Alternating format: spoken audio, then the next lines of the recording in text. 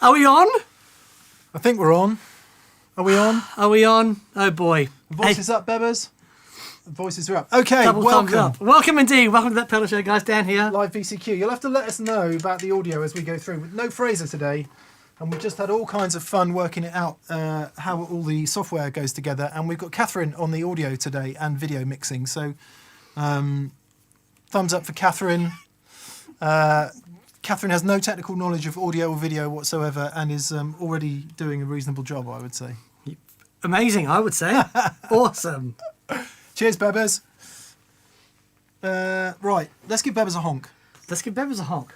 And let's give my nephews, James and Callum, a honk who are watching today. One each? One each. Because they don't like to share. No, they don't like to share. They're twins. Callum, James. Okay, that's for you guys. Right. Greetings from Long Island, New York, says Zootalur. Epic sounding intro, says G Barge. I'd say you hit the brown note there, says Rick Mason, hi from Royal Wootton Bassett. Greetings from Royal Wootton Bassett, says John, I was there today. Corsiglia, Jesse, Yasatis, lots of people on. So welcome, and excuse us being a little bit late today. We were just trying to work out how to stream as usual. Let us know what you think. Mark Sieber says, let's hear it for Catherine. Indeed. Yay! Yeah, Catherine with a K, Mark. But that's okay. We'll allow you that. Joseph Rasbold says, is Simon there? If so, hi Simon. My family loves the video from Real World you shot for us. Hope you're all well. Simon isn't here. I don't know what Simon's doing today. Hello from Chicago. Sweet home? Yeah, indeed. S. Crawford Music, thank you. That's extremely generous of you. And we had one that I missed earlier. Ben Evans. Ben Evans. Thank you for your super chat, Ben. Ben says, hey fellas, am I doing myself a disservice by having only played Fender Stratocasters? I'm giving my old Strat to my brother, so I need a new guitar. Hugs to you. Also, Dan, guard, pull, or takedown? Oh, takedown? Yeah. Come on, mate. Guard pull, please. That's a Brazilian Jiu-Jitsu reference for anyone who didn't get it. Yeah. Are you doing yourself as... Yes, yeah, you are. You know, guitars are amazing things, and the more you have and the more different ones you have, the more inspiration you get from the different... The mistake is having 4 different guitars and trying to play them all the same. That's the mistake. Yeah. That's I would say. Very, very good point. Yeah. So, yeah, and that's very kind of you, giving your old Strat to your brother, Ben. Oh, that's very kind. Yeah, your brother must be a lucky chap. Sick Goatee Mick says Ruben746. Sick. Yeah, it's surprising, actually. I didn't think I could grow a beard at all, and I've managed, it was a 14-year-old's beard, now it's like a 16-year-old's beard, I would say. Oh, that's a mature 16-year-old. Well, yeah, give yourself a... They're mature these days. Fraser saying, sounding great, chaps. Fraser's not here because he's on a session with somebody, not sure who it is, but anyway, sounds pretty cool. He's on a session all week. So Fraser, who normally helps us with audio, set up this whole new approach to live broadcasting and improved our audio. But it's so complicated, we had a little bit of trouble understanding it. Not your fault, Fraser. Mark Tanner, hi from Melbourne, Australia. Oh, sending love to everyone in Melbourne. Yeah, what a trick. Tough, very tough. But yeah, thanks for joining us, mate. Hope you're doing okay. For anyone who doesn't know, Melbourne's just gone into stage 4 lockdown and a state of disaster. There's a curfew and everything on. Yeah. I've heard of states of emergency. I'd never heard of a state of disaster before. Wow. Let's see if Catherine's awake. Check out the pedal board today. Here we go. We just got an interesting gesticulation from Catherine there. So as you can see... V for victory, Catherine. V for victory. This we're playing our A game today because this is the pedal board we used on Friday. So if you've got any questions about it, more or less, different delay. It's more or less, yeah. Yeah. If you've got any questions, we could probably try and demonstrate some stuff, which, would be really interesting, wouldn't it? Given that the whole point of VCQ was to answer questions about the video from the previous Friday. But people are saying audio's good, you're on, sounds awesome. Yeah, that's okay. I'm pleased with that. Me too. I was. I don't actually, for good reasons, I don't have a baseball bat in the. Oh man. But there are guitars around in the studio. because it was boiling a bit thin there, I have to say. I was impressed though, because I've seen you boil over at lower temperatures than that. So I was impressed that you were able, and you were calm. You were talking calmly. It's my new way of being, It's Dan. really lovely. It's my new way of being. Yeah, Mr. S. Crawford Music, thank you for that. Hi from Boston. Hello back, mate. Hope you're doing great. Gareth Ware. Hi, Gareth. Gareth says, would love to hear more thoughts on the fidelity experience with the Automaton. Is that down to the EQ or componentry or build quality? How close am I with my Mark 1 preamp and EB10 for EQ? It's really weird.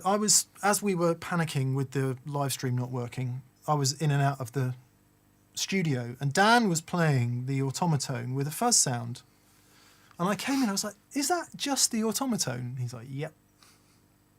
It's something else. It really is good. And Yeah. I don't know, so I think it was me that said about the fidelity, and I kept banging on about that it seemed to have a lot of depth and headroom and harmonic, just that sort of, I don't even know how to explain it, but that sort of 3D bigness you get from a sonic experience rather than a two-dimensional kind of sound in your ears. Yeah. And it just seemed to be relaying a lot of that. Yeah, we've had a few of those experiences, like things like, I remember first plugging in the, what's that other preamp we really like? Kingsley, Page, Well, the Page was one of those experiences. Blackbird, No, there's another two. Benson.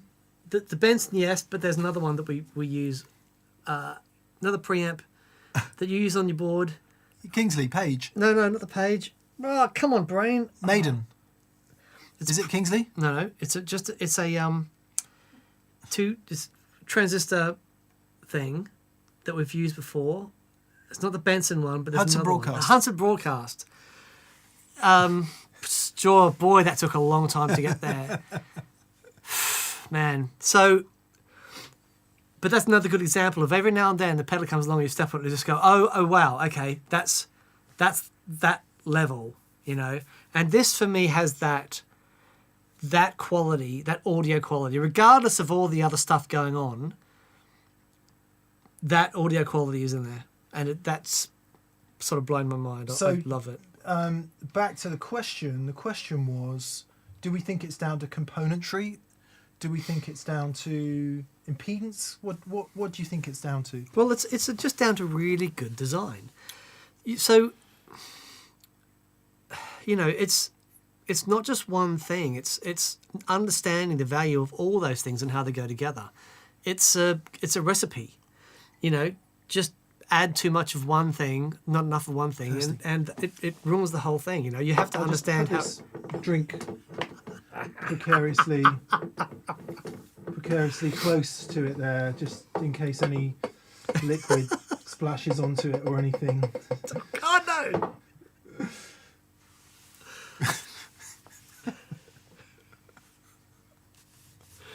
Well, yeah, that's a good point. I'm not wasting good vodka on it. Automaton, Dan. Right. Yeah, you can't. With that sort of design, it's understanding how every single ingredient goes to producing the final outcome. And I've had conversations with people saying they've had a sound in their head and they've gone to design it, and maybe so, but it's like trying to. There are really good principles in design, but actually saying, okay, I've got this really specific sound in my head, and designing something like that.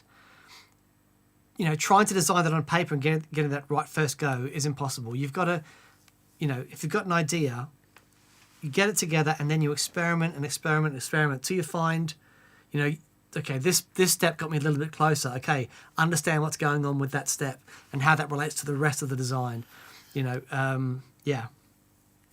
But you can't put it down to just one thing. Because it's like, we love fuzz faces. The impedance of those things is crazy high. But it's the way that it works with the instrument. Yeah. You know. And that creates problems elsewhere, doesn't Yeah, it? absolutely. Okay, let's get some of these questions. Oh, Samuel boy. Granger says, why didn't you break out a KOT or a D&M drive? Those are kind of programmable overdrives. The criteria for selection was that they have presets and they do MIDI. Well, The dual overdrive doesn't. dual but that overdrive, was- that was just a, yeah. That's there to prove a point. Yeah, you know, just the sort of beginning of programmable overdrives. So really, it was about what's available now that does MIDI and has presets and all the rest of it. Ones that we missed out, Source Audio LA Lady, does that do MIDI? Yes.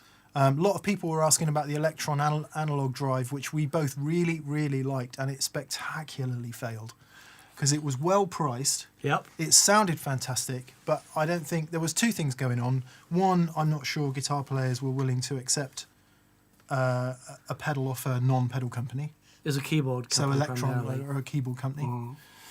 Two, I think it really does show what programmable overdrives are up against. Yeah, so the MIDI on that failed Did as it? well. Did it ever have MIDI? It did have MIDI, which Oh, couldn't get okay. it to work. Oh right, it sounded good. Sounded awesome. Actually, Paul Stacey bought one. I'm gonna step on the horn. I know some people have been rejoicing that the horn has been away. Other people have been lamenting the disappearance of the horn. So I'm gonna do a little pop for Paul. Paul Stacey. But he went out and bought one for session work because it, such a great sounding thing. It's so flexible. That was the Electron analog drive, in case you Yeah, didn't get that. really, really great. Yeah. The other one was the TC Nova drive. Yeah. Now, I didn't know this, but that is actually an analog pedal. I thought it was digital. I think it's analog. Yeah, it's Sound programmable digital analog. brain, isn't it? Yeah, same. Yeah, exactly. Forerunner of And it was all that done. stuff. Yeah, exactly.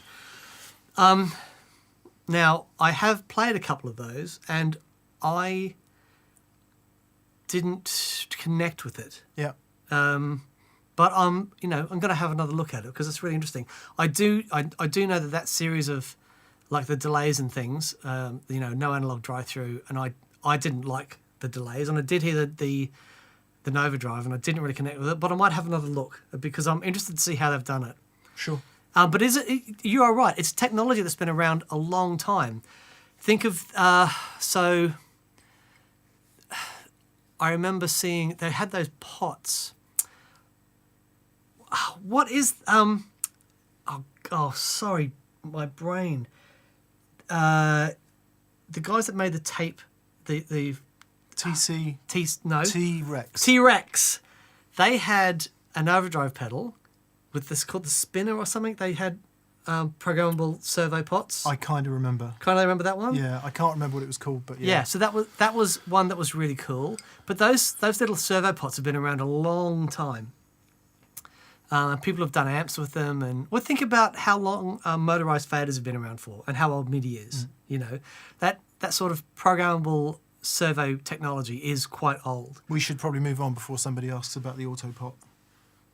Yeah, I did write out a reply to someone today saying that it was really fun. I love doing it, but the server support for that alone just means it's impossible to do. Yeah, wouldn't work. Right, let's get on to some of these super chats. Mark Frankel, thank you, Mark. Mark says, just replaced damaged pots in my HM2. I presumably mean a Boss HM2. I incorrectly plugged DC 9 volt when it takes AC and it sounded like a great octave fuzz. What's going on here? I think you would have had to plug AC 9 volts because it takes DC. Yeah, all Boss stomp boxes take DC. Yeah, so if you plugged AC into it, you would have. What probably would have, I don't know the design of the Boss, but there should be a what they call a Wally diode across the DC input. If you plug the wrong supply in. And that just goes, does it? Well, if it's... yeah, that will go, and that will save the rest of the components. But yeah, what's going on here? Also, explain the effect of different value pots for level. So the pots, a really important part of the circuit, and those pots are a voltage divider circuit. So depending on the value of the pot, it changes the voltage divider ratio. So the value of the pot is really important when it comes to the way that it's been designed. Yeah, and also the sort of pot it is, whether it's a logarithmic or linear, has a massive effect on the way that you the amount of level that you perceive coming out of the pedal. So yeah, it's all Yes, because its variable resistance happens in different places across Exactly. its sweep. yeah, yeah. So in a logarithmic pot, it's the same. In a linear pot, it's the same all the way around. Yep. In a logarithmic pot, it goes kind of nothing, everything. Yeah. So, and it just depends on the design and how you perceive that volume difference. Like for example, if you're doing a mixer, you wouldn't use logarithmic pots because it would just sound weird. You need absolute stability and cross over at the right points. So you would use linear in that in those. But for volume stuff and guitars and things, logarithmic works great. Hope that answers you. Curtis McDonald, just curious how you think the Golden Boy measures up to more traditional blues breaker pedals. Really well from the time we've spent with it. We should do a show and compare it, but certainly seem to have all those things we talk about, fidelity, headroom, harmonics, touch sensitivity, all that stuff. The top end in that is particularly beautiful. It's just a really, really lovely spot. Yeah. Ty Roberts, you guys have come light years ahead from doing these in your car next to Starbucks. Congrats from Colombia. Thanks, Ty. Yeah, I quite like the old car ones. They were great. Yeah. They were great fun. But this is better, I agree. Ingle TTD says, thinking about a 12-inch roller Alnico 50 watt pulled from a Hammond organ in my 65 watt 6L6 Music Man combo. It now has a Celestion CL80. Is it a mistake? It's never at full volume. Try it. Yeah, give it a go. Those old Music Man amplifiers are spectacular. Solid state front end, valve power section. It was my main gigging amp for years. Yeah, and I do prefer the Alnicos in that amplifier, but the solid state preamp sounded glorious. Using the studio loads, really, really great amplifier. Migs O says, I'm using a Greer Lightspeed and I'm looking for a pedal that I can place before the Lightspeed and boost it. Love from the Philippines. Hello to the Philippines. So you'll know all about Susmerio Sept then. Was that from the Philippines? Susmerio Sept. Oh yeah, Yeah, right. yeah. Okay. Yeah. This is anything, literally anything. The Lightspeed is fairly. It doesn't have a strong EQ character in any one direction, i.e. it's not mid-boosted. So if you're going to boost it with anything, maybe try something that has an EQ flavour. So if you want a mid-boost, try a Tube Screamer or a mini Tube Screamer. If you want to get it kind of really aggressive and overdriving really hard, try a treble booster.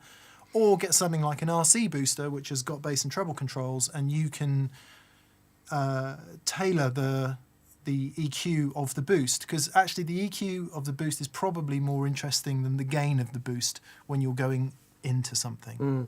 Fair? very fair. Yeah, so look for something that's got some EQ control on it, and I would say RC booster. That's a great shout. Yeah. Yeah. By Exotic. Yep. Yep. Vincent Dial, Dille. Delay. Thank you for that, mate. That's very kind. And David Hegarty says, hey, Dan, any intention to expanding CC messages within G2 software in terms of additional features that pedals such as the Golden Boy and the Automaton? We're looking at it. Our issue at the moment is the memory is sort of chockers, so we'd need to take away from Peter to pay Paul. Does that make sense? Yeah. So, but we are looking at it, and if we will keep you up to date with what we can do. And Brian Garcia says, although we all try to find our own sound on the guitar, we all do a little tone chasing at some point. I'm guilty of this. Lindsey Buckingham and Davey G. Yeah, nice. Is there a tone you've lusted after that you have yet to achieve? Interesting. All of them. David Grissom's cranked Marshall sound is the sound that haunts me. Right. And there's only one way to do it, unfortunately. Well, crank a Marshall. Yeah. Yeah. And be David Grissom. That'd be David Grissom, of course. Brian Mills says has given us a nice super chat and says glass of wine for Catherine. Oh, and she deserves a glass of wine. Michael says, big thank you. Sorry, you didn't answer the question, Dan. Tone you've been chasing. Yes, sorry. Okay. I worked out early on that for me it was kind of pointless. When I hear, those guys like Brian May and David G and those guys who just sound epic, and I could never get that. But what I do like to do is if there are elements in there, like a bit of like the treble booster. I mean, I'll never sound like Brian May with a treble booster. I've got a cranked AC30, and I won't get that. But there are elements of that I love. But I've worked out that unless you are Brian May or unless you are whoever, that's just not going to happen. So I listen to elements of those things, and I'll experiment with elements of those things and see how that if that connects with me and with what I do. That's been the most valuable thing for me as far as tone chasing is concerned. Stop trying to sound like someone else. It's impossible. You won't do it. You'll only ever sound like a cheap facsimile. You know what I mean?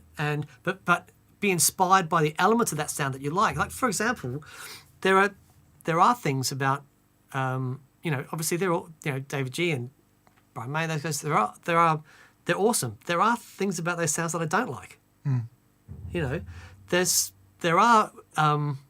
There was someone just heard that and fell down on the roof. Like there are recordings, there are Pink Floyd recordings, and I'm going, I'm not really into that. Obviously, there are epic ones, but yeah, I think understanding the things that you like.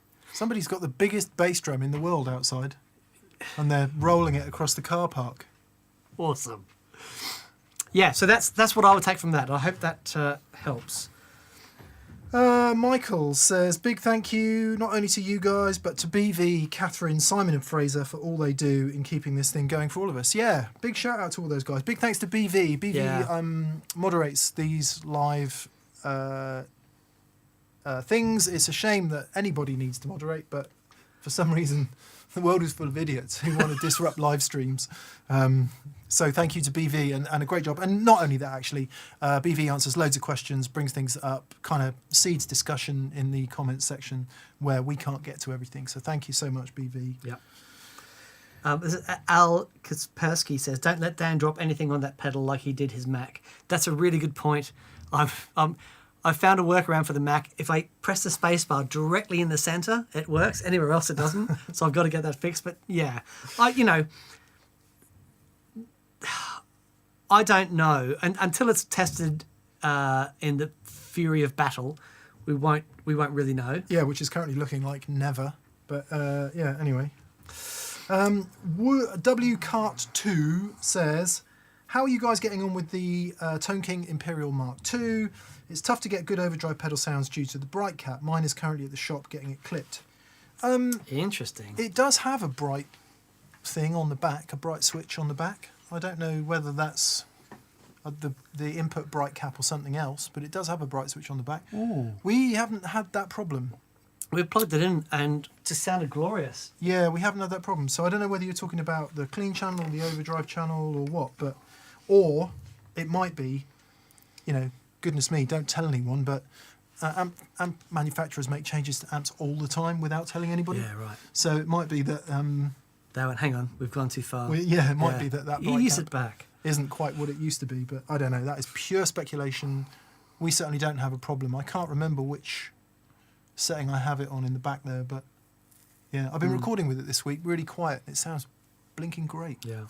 This is interesting. Ollie Browning says, hello from Waterlooville, Hampshire. How much can the EQ on the Automaton affect the gain? Oh, let's do it, This Dan. is really interesting. Now, what I love about this, especially the mids. So the mids, you can set up with the EQ pre-gain or post-gain. If Catherine switches to the thing now, you can see. If you carry on explaining, Dan, I shall explain. Okay, so you see the buttons that Mick is pressing now give you the ability to turn the mids off as they are now. If we turn it on again, we have the mids pre-EQ EQ. And you know it's pre because it says Sorry, pre in blue. Yeah, pre-gain, that's right. And the knob goes blue. Which means that as you boost or cut those mid frequencies, that is then going into the clipping section. But then as we press it again, that the mids are now shifted post EQ, which means it's like a master EQ, which will have a much more drastic effect. Just imagine, Daniel, if we had the ability to hear what that sounds like. Heavens.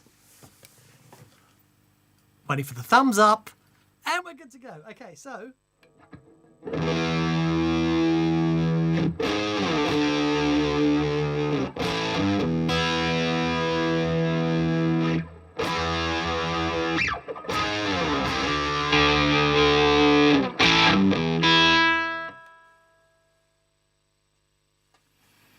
So what's super interesting about that is when they were pre, they were boosting into the overdrive. To Yep. come to your question, Ollie, the EQ is boosting into the overdrive, and what it's doing is it's just putting more signal into the overdrive, and what that's doing is creating more overdrive. Yes. When you put them post, and we'll just do that little demo again there, the overdrive's already happened, and what you're doing is then boosting mid after overdrive, which is just giving you a volume lift. Right. And an EQ, and a mid boost. So Yep. here you go, I'll go off, pre and post, and you can hear. And I've deliberately boosted the frequency and boosted the mids so you can get a really good idea of that. Sure.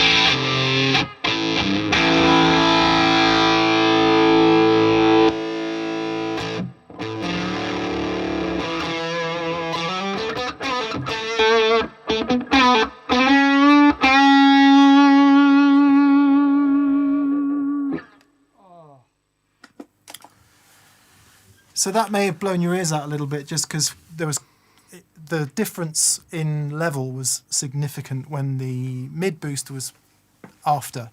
Started off with a really high mid frequency, and what you heard there was a lot of kind of upper mid, and then I pulled the slider down to about here. And what I was trying to do there was get somewhere in the region of a tube screamer type boost. So what we were talking about earlier with boosts and stuff,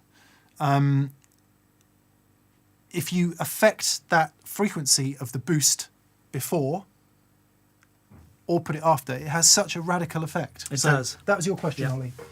Hope There that we was go. helpful. Aidan Endersby says, glad you mentioned the AC30 CC2 recently. It's amazing with pedals, contrary to popular belief.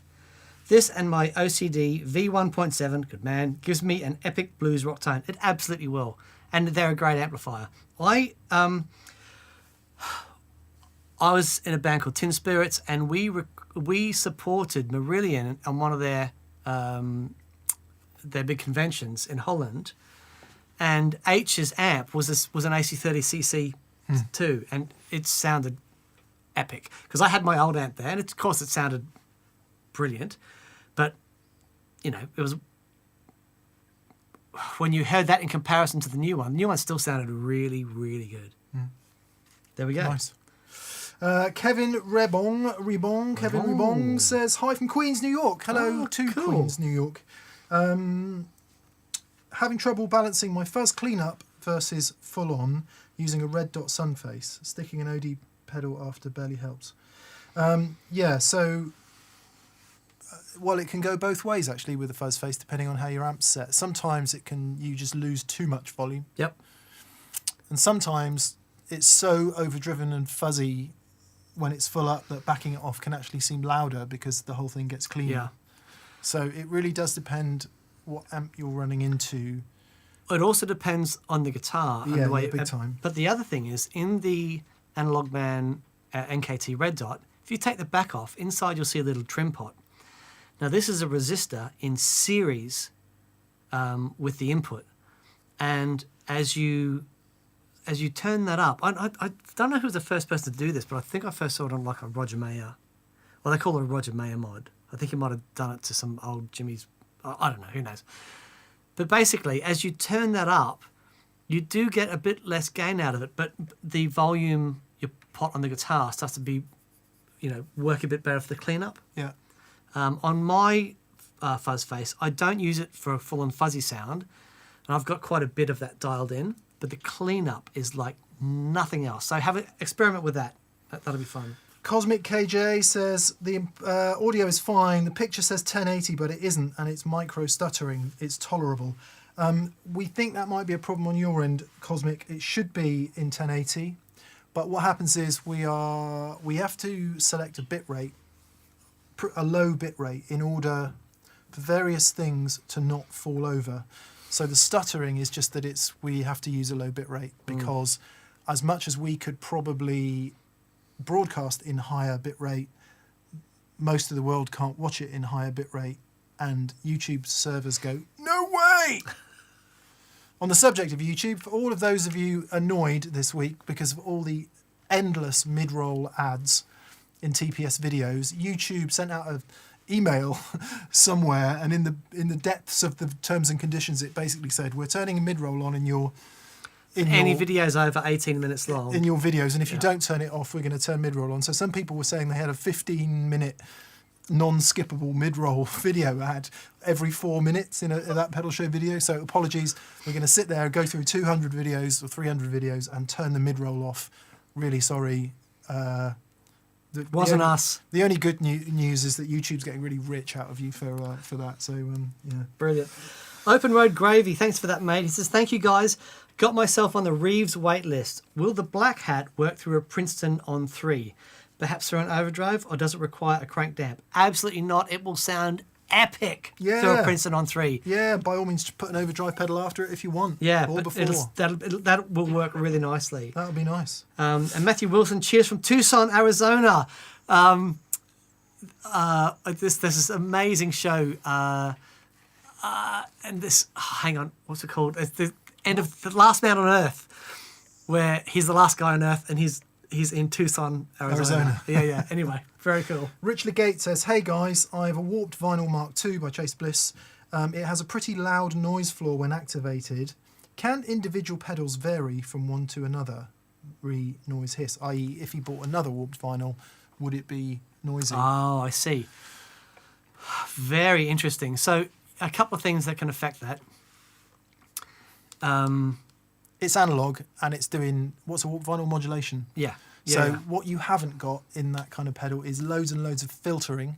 Yes. Which you get in some digital pedals and some other sort of... So you've got everything, and that's part of the joy of it. And one of the reasons it's called the warped vinyl, because it's... Yeah, I don't... Analog. There may be slight differences, but it's not going to solve the problem. Yeah. It is, it's part of the... Is it a chorus, warped vinyl? It's a vibrato chorus. You can mix it. Yeah. Really great. If you can't live with it, the Analog Man bi-chorus is really spectacular. It's epic. What else do we like chorus vibrato-wise? The Waterfall. Yeah, it's Waterfall really good. by Jam Pedals, is really spectacular. So, if you can't live with it, either of those. P Design P, thanks, mate. He says, hello, guys. Thanks for the awesome content. Duelist versus Gladio versus TS10. Maybe some quick sounds. Thanks. It would be too much of a nightmare to re-plug everything in, unfortunately. But that is a great... I think we should do a live stream on that, because we've been asked that question a lot. Okay. Yeah.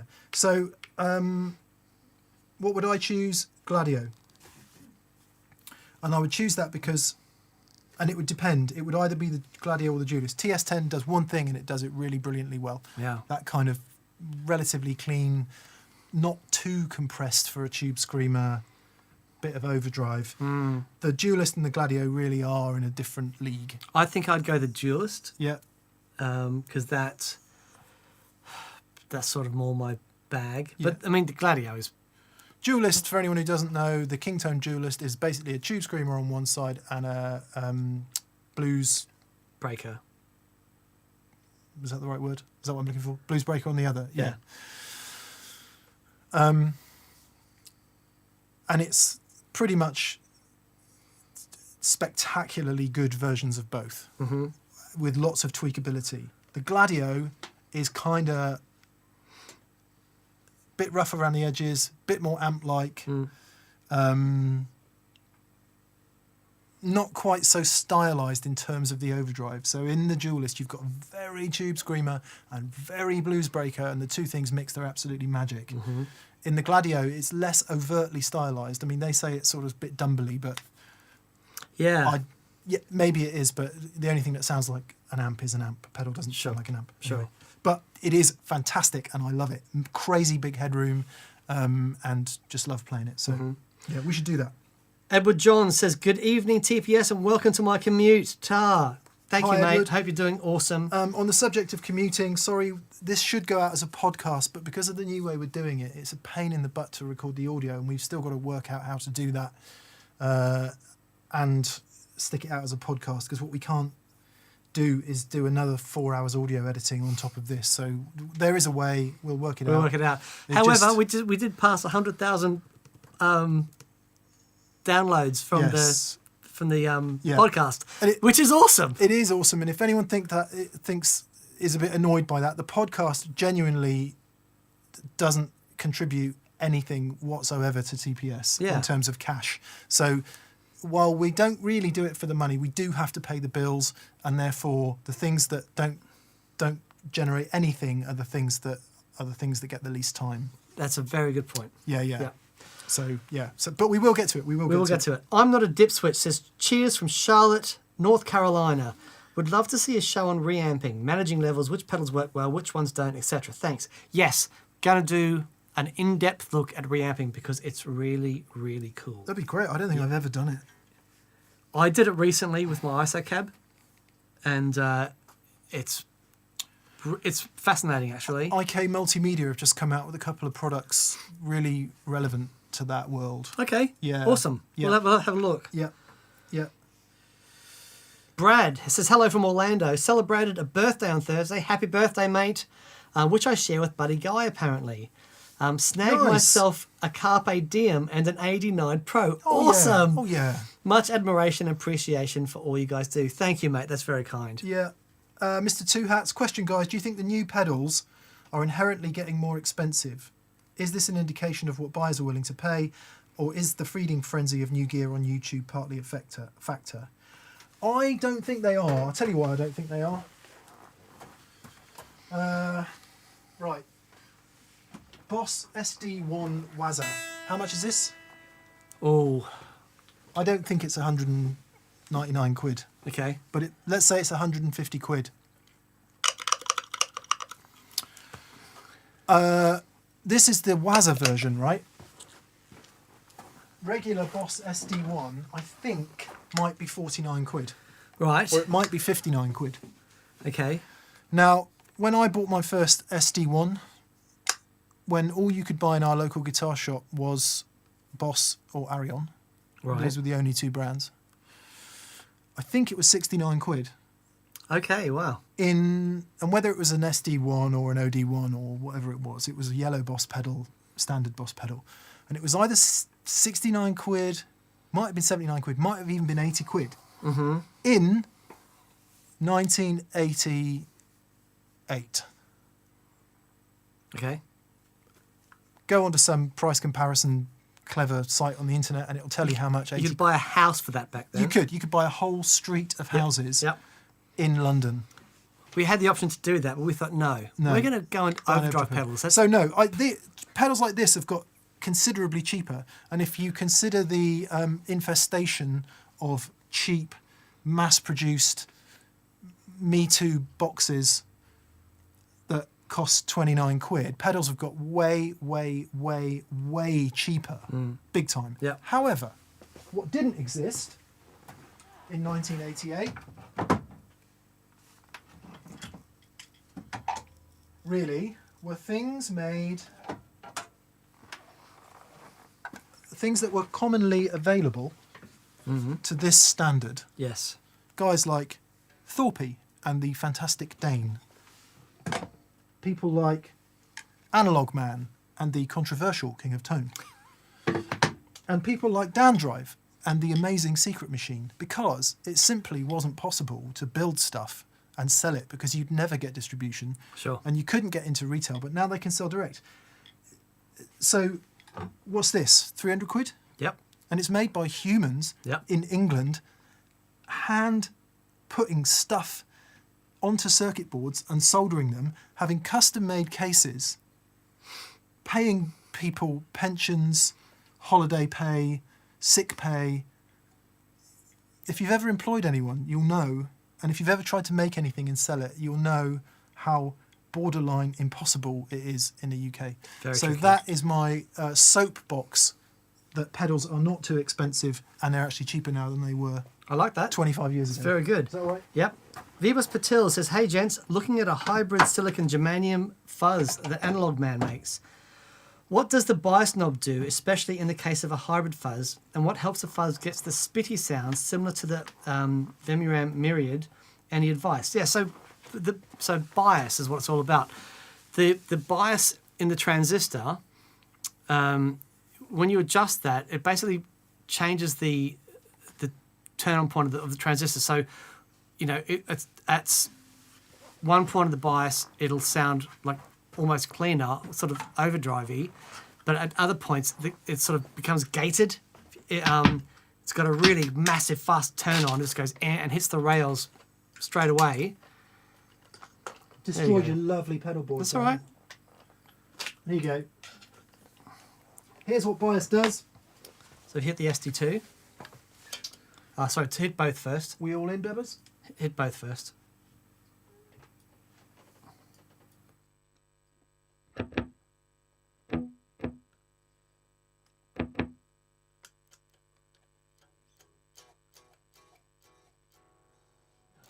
power. Because it's sending positive, isn't it? Is it? Okay, better pull that out. There you go. Back. Yep.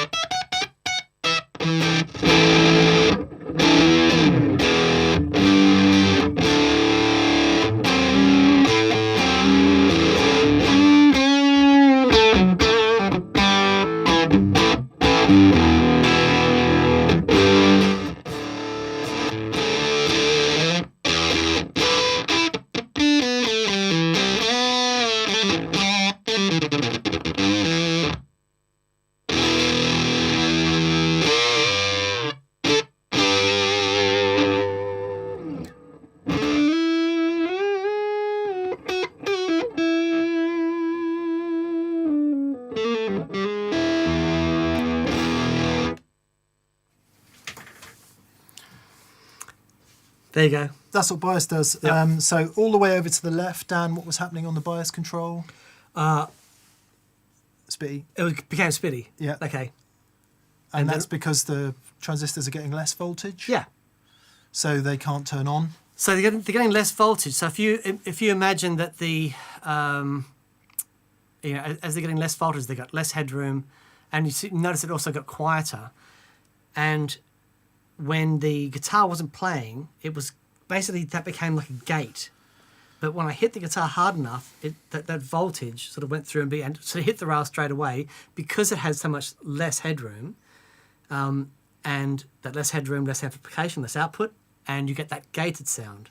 More voltage, it's sort of you open the rails more, you have more opportunity for amplification, but it clips differently and doesn't gate in the same way. Yeah, there was a great deal. This is the Jesse Davey Mini Germanium Fuzz, by the way. Sorry, Jesse Davey King Tone Mini Fuzz. And with the bias round to the right there, the amount of headroom in the pedal was much greater. So it was way, way louder and less spitty. So was it V-Bass? Did you ask that question? Yes, he did. Yeah, V-Bass. So that's what the bias knob does. And Yeah. it works the same in a hybrid as it does in a non-hybrid. it does the same thing, but Same thing. because if you've got mixed transistor types, the nature of it will feel different, but it's doing the same thing. Yeah. Jeremy McCann says, Dan, my Hartmann flanger flips phase when engaged. Is there a way to conveniently flip phase in a single pedal? Okay. It's so annoying. It is very annoying. Do you want a can of lemon cider, Dan? Yes, please. Okay. Do you want some Bevis? It's possible. Okay, so let's have a look. Off the top of my head, I cannot remember the design of the Hartmann flanger, but there will be buffers in it. Okay, now you have in an op amp and using a gain stage, you've got the possibility to buffer it like zero gain, just a straight through thing. You've got the possibility for a non-inverting amplification. And then you've got the possibility for an inverting amplifier, just the way that you connect the op amp. But whether they're inverting or non-inverting is part of the design, and especially if they're mixing signals. Like if you've got two signals, so think of your flanger, and you've got your modulated signal, and you've got your direct signal. Thank you, bud. Sometimes it can be advantageous to put those into a summing amplifier that is an inverting amplifier. So it just depends on the design. What you can do, if you design a little one-to-one gain inverting op amp thing and sort of hack it in, yes, you can do that. But it's not easy. Yeah. So yes, it's not an easy thing to do. It's a pain in the butt. That's the best thing I can offer you. Did you explain how I used to get around it? I didn't. Yeah, so you can't do it on the Hartmann, I don't think, but one of the issues I had with my Belly Puck Deluxe delay was it did exactly what you're talking about. So every time I switched it on and off. Cheers, mate. Far out, man. It's not very strong, but it's quite nice. Thatcher's cloudy lemon cider. It's really nice. That's lovely. Let's see if I can spill some on the Automato tummy I'm tone. going to spit it out on it. So what I did was I left it on all the time and used an expression pedal to bring the level up and down, which works in a delay, but I don't think you can do it on the Hartmann. It's a real pain in the butt. One of the believe it or not, this would probably be simpler, faster, and cheaper, is to get a single loop thing and buy a little phase flipper that sits after it, and then flip the phase that way. That'd probably be the best thing. This is delicious. Michael Thompson, any plans to make COVID masks? I'd love to buy some that Pedal Show branded masks. By the way, the Golden Boy sounded killer. Cheers. I would hate to. I've got something to correct on the Golden Boy in a minute. Okay. Sorry. You were about to say you don't want to. I don't want to profit off COVID. Yeah. I kind of feel the same. Catherine's gone, what a brilliant idea. Actually, one thing we need to discuss is we need to get rid of this screen. Okay. Because Dan and I are exposed to one another, and a few people have been getting really annoyed that we've still got the screen up. And, you sit in this room all day long. It's really tough. It is the responsible thing to do, to be seen, to be doing the right thing, because let's move on from this really quickly. It is utterly mad that children under 11 don't have to wear masks and everyone else does. That's just insane. Is that true? It negates the point of masks, surely. Okay. Doesn't it? I just see them running around the supermarket, touching everything, yelling at one another with no masks on. Okay. Are they clothed? Depends where you shop. Okay. Anyway, it's a nice suggestion, but we would just get trashed for trying to profit off of COVID, and I don't think either of us would feel comfortable with that. One thing I need to correct about the Golden Boy, Dan. Yes. The boost. Right. I said it had 4 blues breaker type circuits. Yes. Bing, correct. Each with 4 levels of gain. Bing. Bing, correct. Correct. Yes. However, I said it had 4 levels of boost. Right. Not true. Not true. Has 4 EQs of boost. Ah, I see. So it has like a treble boost, a mid boost, a full boost, and I don't know, a boost boost. All right. So, yeah. Well corrected. Yeah.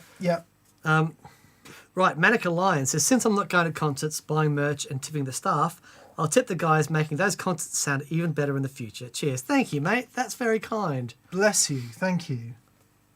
And JT3843 says, is there another way for supporters to send you one-time doses of support that don't get so heavily taxed by the platform? I heard this takes 40%. Thank you, mate. I think it's 35. Yeah. You know, T-shirts, buy merch. Yeah. Literally, the best thing anyone can do is buy merch from us. Yeah. Because that's a, and then you'll look awesome. That's a fair and square, straight up business, and you get something in return. We make cash off it, and it really works for us. Patreon is good. Patreon's great. A lot of people don't like the Patreon platform. I totally get people not wanting to sign up and put details into things, and it's another load of emails you get that you don't want. I totally get that, but yeah. But we're very grateful to our patrons. You know, we certainly are grateful. But yeah, that Pedal Show store is wonderful. Yep. Dan Hansen says, you guys are amazing. I appreciate all that you do. Your videos have run me out of questions for now. Cheers. I'm glad to see the horn back. There we go. This one's for you, Dan. Sorry, I'm just trying to go back. Blimey, we've got a lot to get through, Dan. Okay, okay. Oh my god. We've got so many to do. Okay, Edgardo Farinas says, Mick, did you add a treble bleed with your Ron Ellis pickups? No. To the Strat, no. No, I don't like treble bleeds. No. I think we're both... It's really funny. Andy Timmons is the only guy I heard with treble bleeds that I really like, and his sound is epic. So, yeah, I think Grissom might use one. I don't know. Okay, but yeah, not personally or Mick. I think they get more useful if the more gain you use. Oh, okay. So if you use a lot of gain, maybe they start to get useful. Interesting. In the amp, I mean. Right. Yeah. Greg Straub. Hello, Greg. Greetings from Pittsburgh. Wondering your thoughts on how Automaton compares to the JHS colour box. You guys are awesome. Thanks for everything you do. It's very, very, very different. Dramatically different. Colour box is like a really nice studio preamp. Yeah. Not like an overdrive pedal at all, really. Yeah. You can coax some overdrive pedal sounds out of it, but I guess the reason for the question is because they're both called preamp. This is a preamp, and it would be interesting to try it into the effects return of an amp to see how preampy it is. Sure. But is it really an overdrive pedal? Yeah, good question. I mean, seriously, anything that you stick before an amp, you can call a preamp.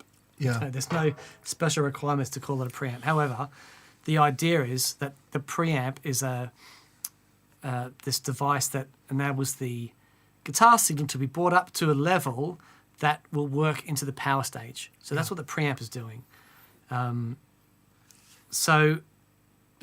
see. I mean, there's plenty of output in that thing. I think of the colour box like a channel strip in a mixer. Yes, totally. So like a nice Neve with preamp. an XLR or a bass DI or whatever, or a guitar, whatever you want to do. Yep. And it's the channel strip in the mixer. I think of the Automaton as overdrive pedal, fuzz pedal, and EQ. Mm-hmm. So, yeah. Thomas Peldenki says, hey guys, I can't get my Marshall MA50C to sound good. No matter the pedal or the EQ, it still sounds boxy. Any tips? Maybe swap the speaker, Celestians? What's an MA50C? Do you know it? I don't know what the MA is. The MG was a Marshall series, but I'm guessing it's a Marshall 50-watt combo, a 1x12 combo by the sounds of things. It could be in the sound of the box. So if it's a relatively small 1x12, they can often sound boxy. Yeah, there you go. There's the Marshall there. So particularly if it's made of particle board. Someone's done a video saying Marshall MA50C, the worst Marshall ever. I'm sure it's not. I'm sure it's not. The first thing to try, which should be fairly simple and relatively easy, is try running it into an extension speaker cabinet. So if you can borrow a 212 or a Totally. 412 off a mate, that will kind of help you diagnose the problem. Yeah. We did the budget rig challenge, and I had the worst amplifier. Like it was prime on Amazon, like 30 quid, and it was a horror show. Plugged it into the 4x12, and it was like, hey, Sounded great. sounded Yeah. fine. So Give that a go. Give that a go. yeah, I think that would work. Yeah. Aaron Sternke says, much love from Seattle. Much Have you love been to back Seattle? To Seattle. I haven't, but I sort of idolise it historically speaking. I would love to go to Seattle. because of Nirvana and Pearl Jam Yep. and Soundgarden and all those awesome bands that came out of there. I've got a Walrus Phoenix powering my board. Dan, I'm curious about the technical advantages of the gig rig power system. Is there something special it does that Phoenix doesn't? I don't know a lot about the Phoenix Power thing. The Walrus stuff is always great. I think from memory, Walrus is one big toroid transformer with different taps for different power outlets, which is a great way to do it. But I think that would be, you can't change countries with that one. It's like that'll be a US only or a UK only one. I'll give you a practical answer, right? I've got a stack of 5 or 6 power bricks that I've had over the years. And they all do the job that I wanted them to do at the time. And then when I came to change my board or do something else, there wasn't a 12 volt out, or it couldn't do 3 pedals at 500 milliamps, or it was so big it wouldn't fit in a little board. The advantage of the gig rig system for me is you buy one generator, which seems like a lot of money when you buy it, unless you can get a good deal from your mate. But anyway, it seems like a lot of money. And then you buy bits, right? And so that same stack of gig rig stuff that I've built up over these years can power my little Schmidt Array SA250 board, or my giant All singing or dancing. all singing or Yeah. dancing, and it does everything, and you sort of build it up and down with your requirements. Now, not everyone has that requirement. Some people just want to go with a board. A little simple brick does the job. My personal experience, I'm saying this because Dan feels Dan never likes to kind of big up his own stuff too much, so I'm going to do it for him. The bricks never have the isolation they say they have, in my experience. Right.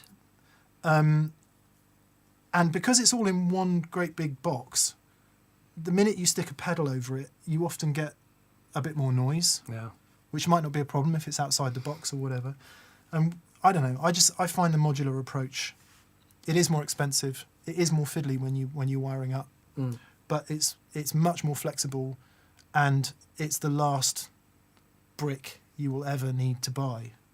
Thank you. I think so. When we designed it, because we were building loads of boards at the time, and everything from tiny boards to these massive world touring stadium rigs, and the modular approach just seemed to work.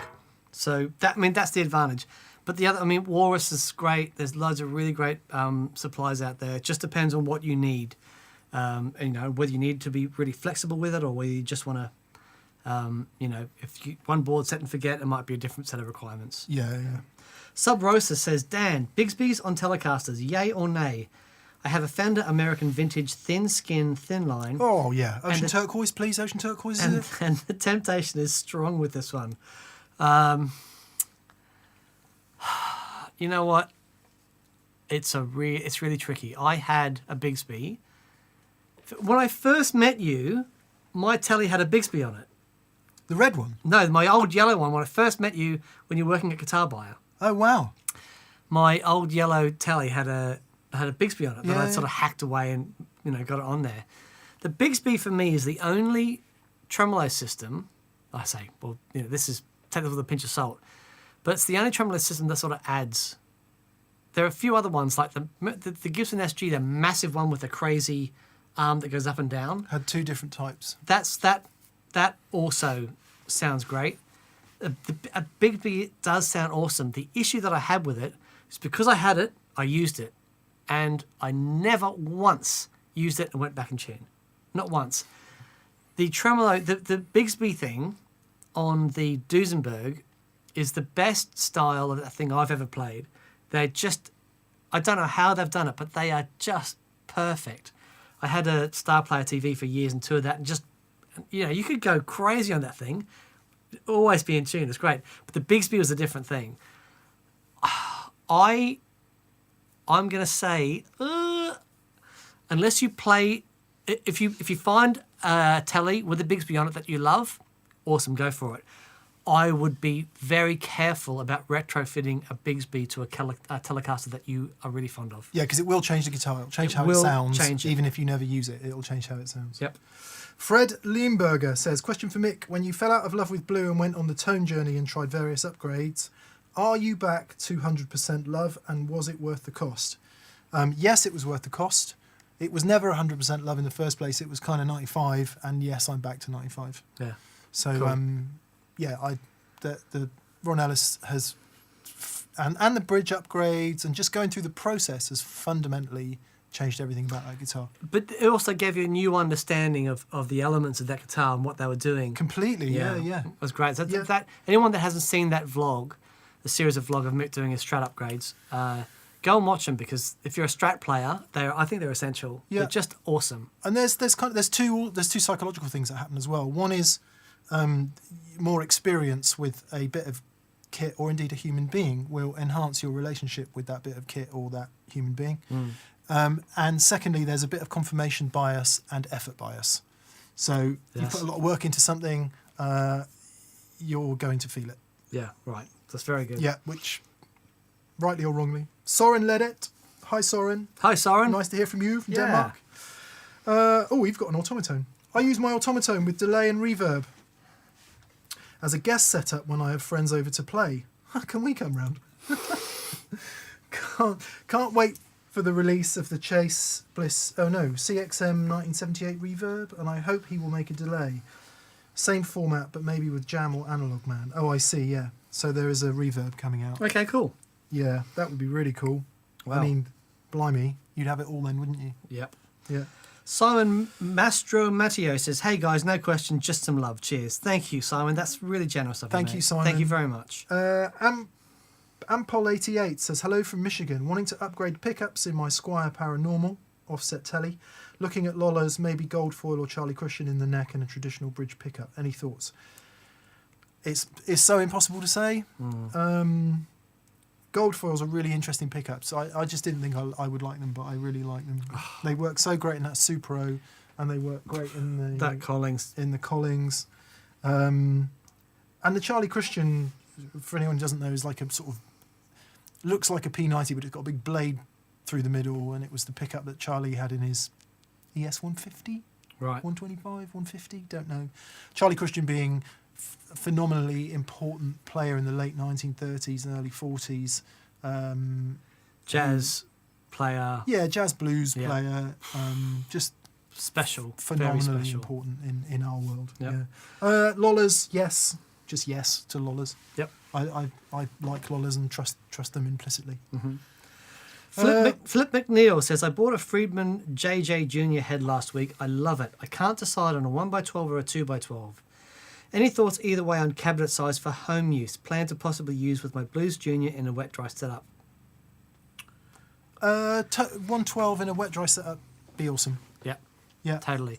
Also 1x12 in a recording setup as well. I really like those. I go 1x12. Yeah, if you were just using one amp and you've got the room for it, we'd probably say 212. Yeah, but with the just two, the extra girth of everything is really lovely. If you like that kind of thing. But if you're doing it wet dry with another amp, you get that from the two. I knew it was coming. I just didn't know how long. Danish Pete would be proud. He would. Let's honk Danish Pete. You get that. You get it with the two amps anyway. So a good 1x12 would be cool. Question is open back or closed back? I'd go open back in a smaller environment because you get sort of more reflections out the back of the amp. So the whole thing sounds a little bit bigger and more roomy. Yep. The Fly 06, hello from Sweden. Mick, which Ron Ellis humbuckers did you order for your 335? Signature or LRP? Also, what is that watch you're always wearing? I went for the SIGs, although I've called Ron and said I'm going to put that on hold because the guitar's going away for a while. So maybe I'll come back to that in the future. The watch is a Citizen Grand Touring something or other that I think was an ode to Panerai. It looks a bit like a Panerai, but it isn't a Panerai, that my lovely wife bought for me. Thank you. Ah. And I love this watch. I blooming love this watch. It's a nice piece, actually. It's an auto. Has a really decent sapphire crystal. It's like a really decent watch. I couldn't pull that off. My wrists are too slim. I think our wrists are about the same size, aren't they? Look at the hair on that. Boy, oh boy. Right. Jolly Willard says, watching TPS continues to improve my tone. I'm discovering more inspiration in pedals I've had for 20 years. That's awesome. Soldana Supercharger at low gain. Amazing. Oh, wicked. That's wonderful, mate. Yeah. That's, nice. Yeah, brilliant. And Michael Hudson says, any reason the Strymon Riverside Sunset didn't make the cut on this episode? Just curious. No reason. We've used it. We mentioned it in the show. We've used it a bunch lately. Had it in the Rabia episode. It's really killer. It's not midiable. Is it not? Don't think the Riverside is midiable. One of the things we wanted to include that it was midiable. Ooh. Yeah. I don't know if the Sunset is, but yes. Okay, there you go. And that would be the reason. It is a programmable overdrive for sure. What does the expansion switch allows more presets? Does it? Yeah, or that might be that might be MIDI. Maybe. Don't know. I don't know. We didn't think it had MIDI. So there's like multi-sound, multi-function, and then there's proper programmable. So yeah, I don't know. Maybe we're into semantics. Yep. Okay, Andrea Fugata says, just recently subscribed. You guys rock. Cheers from Cincinnati, Ohio. Cheers, mate. Thank you for subscribing. Welcome. Welcome. I always think of Bootsy when I hear Cincinnati, Ohio. There's a great track on Bootsy's 2 records ago, The Funk Capital of the Universe or something like that. Right. Cincinnati, Ohio. We had a really interesting interaction with Bootsy when we were at NAMM a few years ago. Yeah. And because you've met him before and I haven't met him. It was like, give Bootsy a honk. Come over and That's satisfying. Come over and meet Bootsy, and I'm like, oh, awesome. And so we headed over there, and we're like, it was like, hi, God, what you doing, and doing the show. And then one of his minders, he's surrounded by these minders. One of his minders stepped in and says, like, you want to talk to Bootsy? It's going to be $1,000. Something. It was like, come on, man. Boy, oh boy. Tom Hurrell. Very interested in Automaton.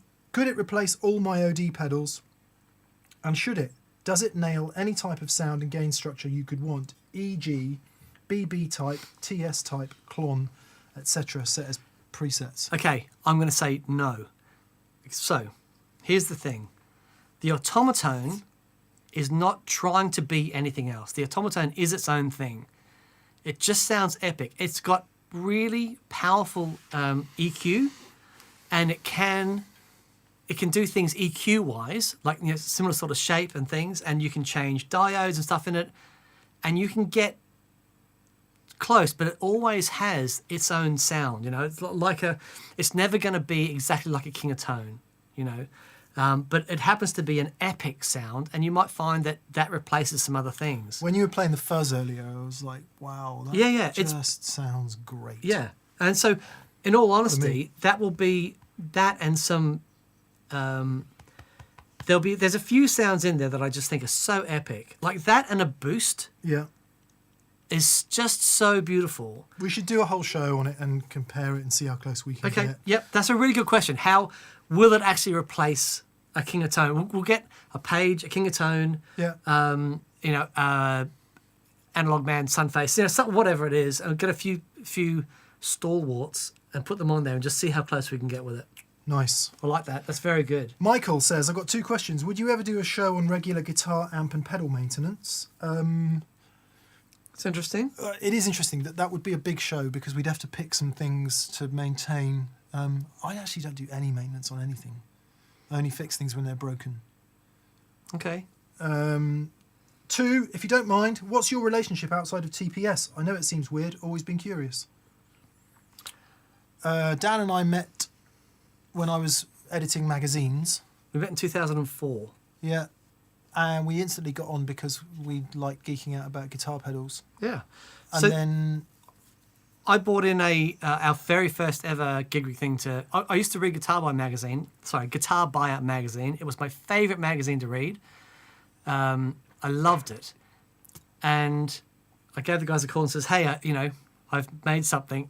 Can I put it on in your mag? And they said, yeah, come along. And, and so I met you and Tim. Yeah, Tim Slater. And we just got on really well. And then, because I had all my old vintage pedals, and Mick said, would you be interested in writing a column for the magazine?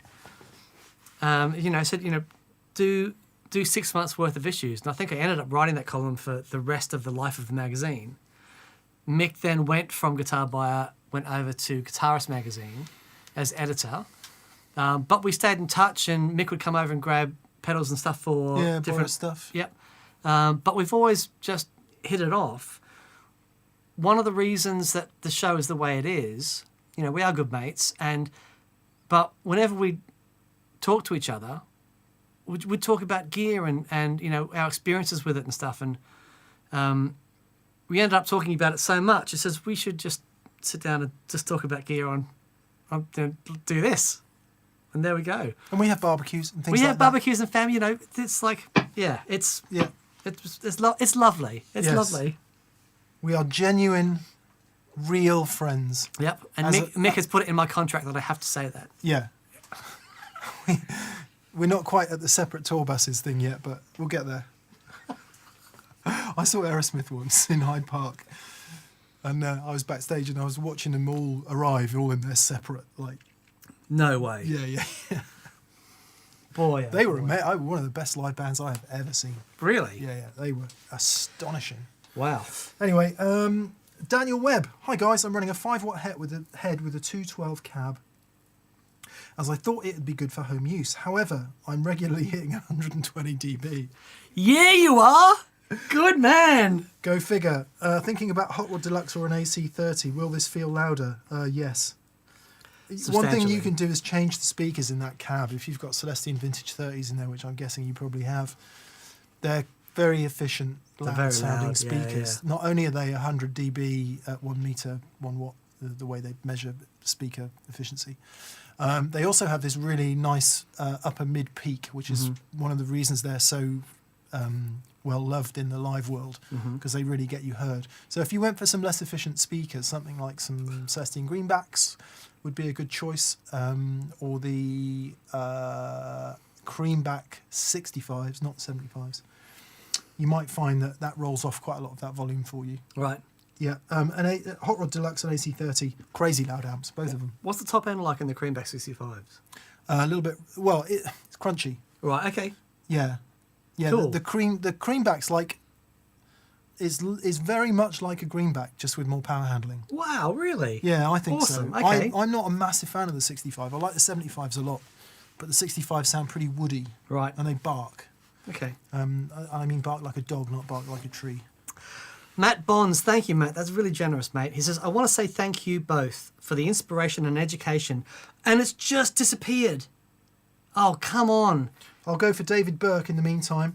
I'm officially out of shielding now, but unofficially practically not. Only partly because of the Manchester thing. Sorry to hear that, David. Funnily enough, I saw our postman today, Martin, who I hadn't seen for 19 weeks. He was shielding because his son has a heart condition. And I just had a pang of, wow, there's some things we just don't realise. And anyway, so still reliant on your content to maintain my previous levels of insanity. Thanks for everything. Good on you, mate. Good on you, David. Oh, boy. I'm really sorry about that. So, who were you on? Matt Bonds? Yes. Matt Bonds. Not to be confused with... No.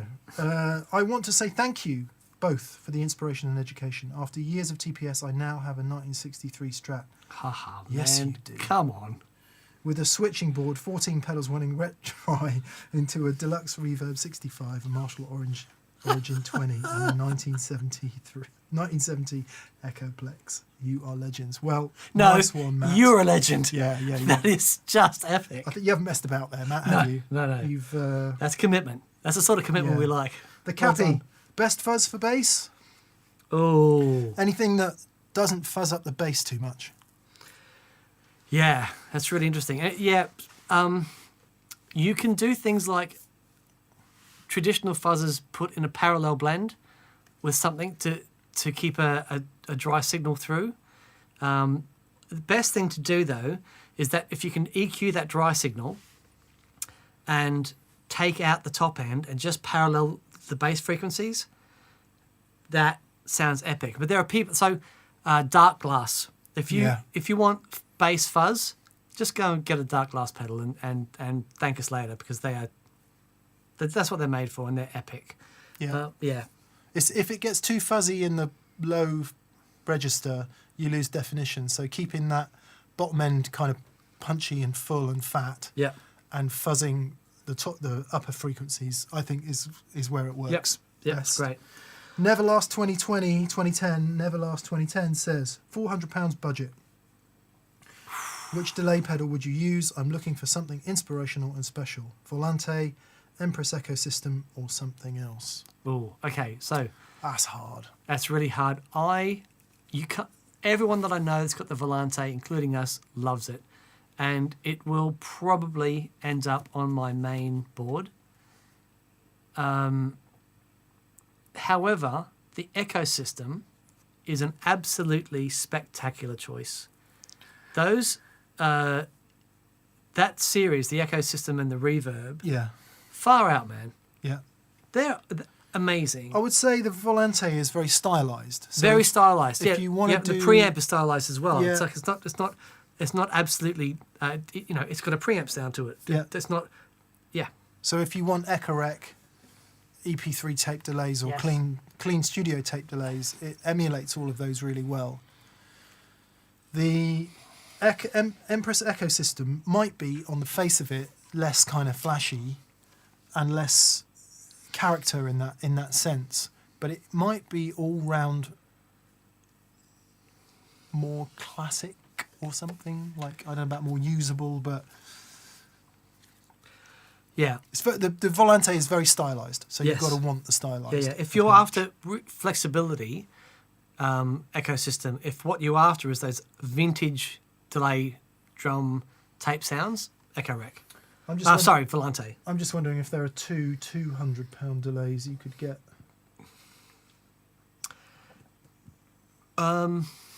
Gets more difficult, doesn't it? Gets lots more difficult. Yeah, the new so Source Audio also have some really good stuff, but That is spectacular, actually. The Collider, which is the delay and reverb, because it has analog drive-through as well. yeah, because He's the old really good. the standard delay didn't have analog drive-through, and that was my bugbear with it. But the Collider, man, is fantastic. Renan Silva says, Marshall Studio Vintage or Victory V4422, and why? Was it Marshall? Origin? Marshall Studio Vintage Yeah. or Victory V4422, and why? The Sheriff 44 and 22 are really aggressive amps. Yeah.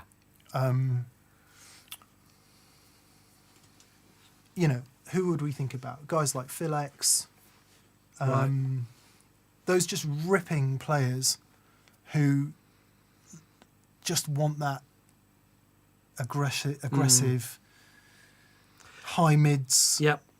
And can handle it because it's got to be loud. Yep.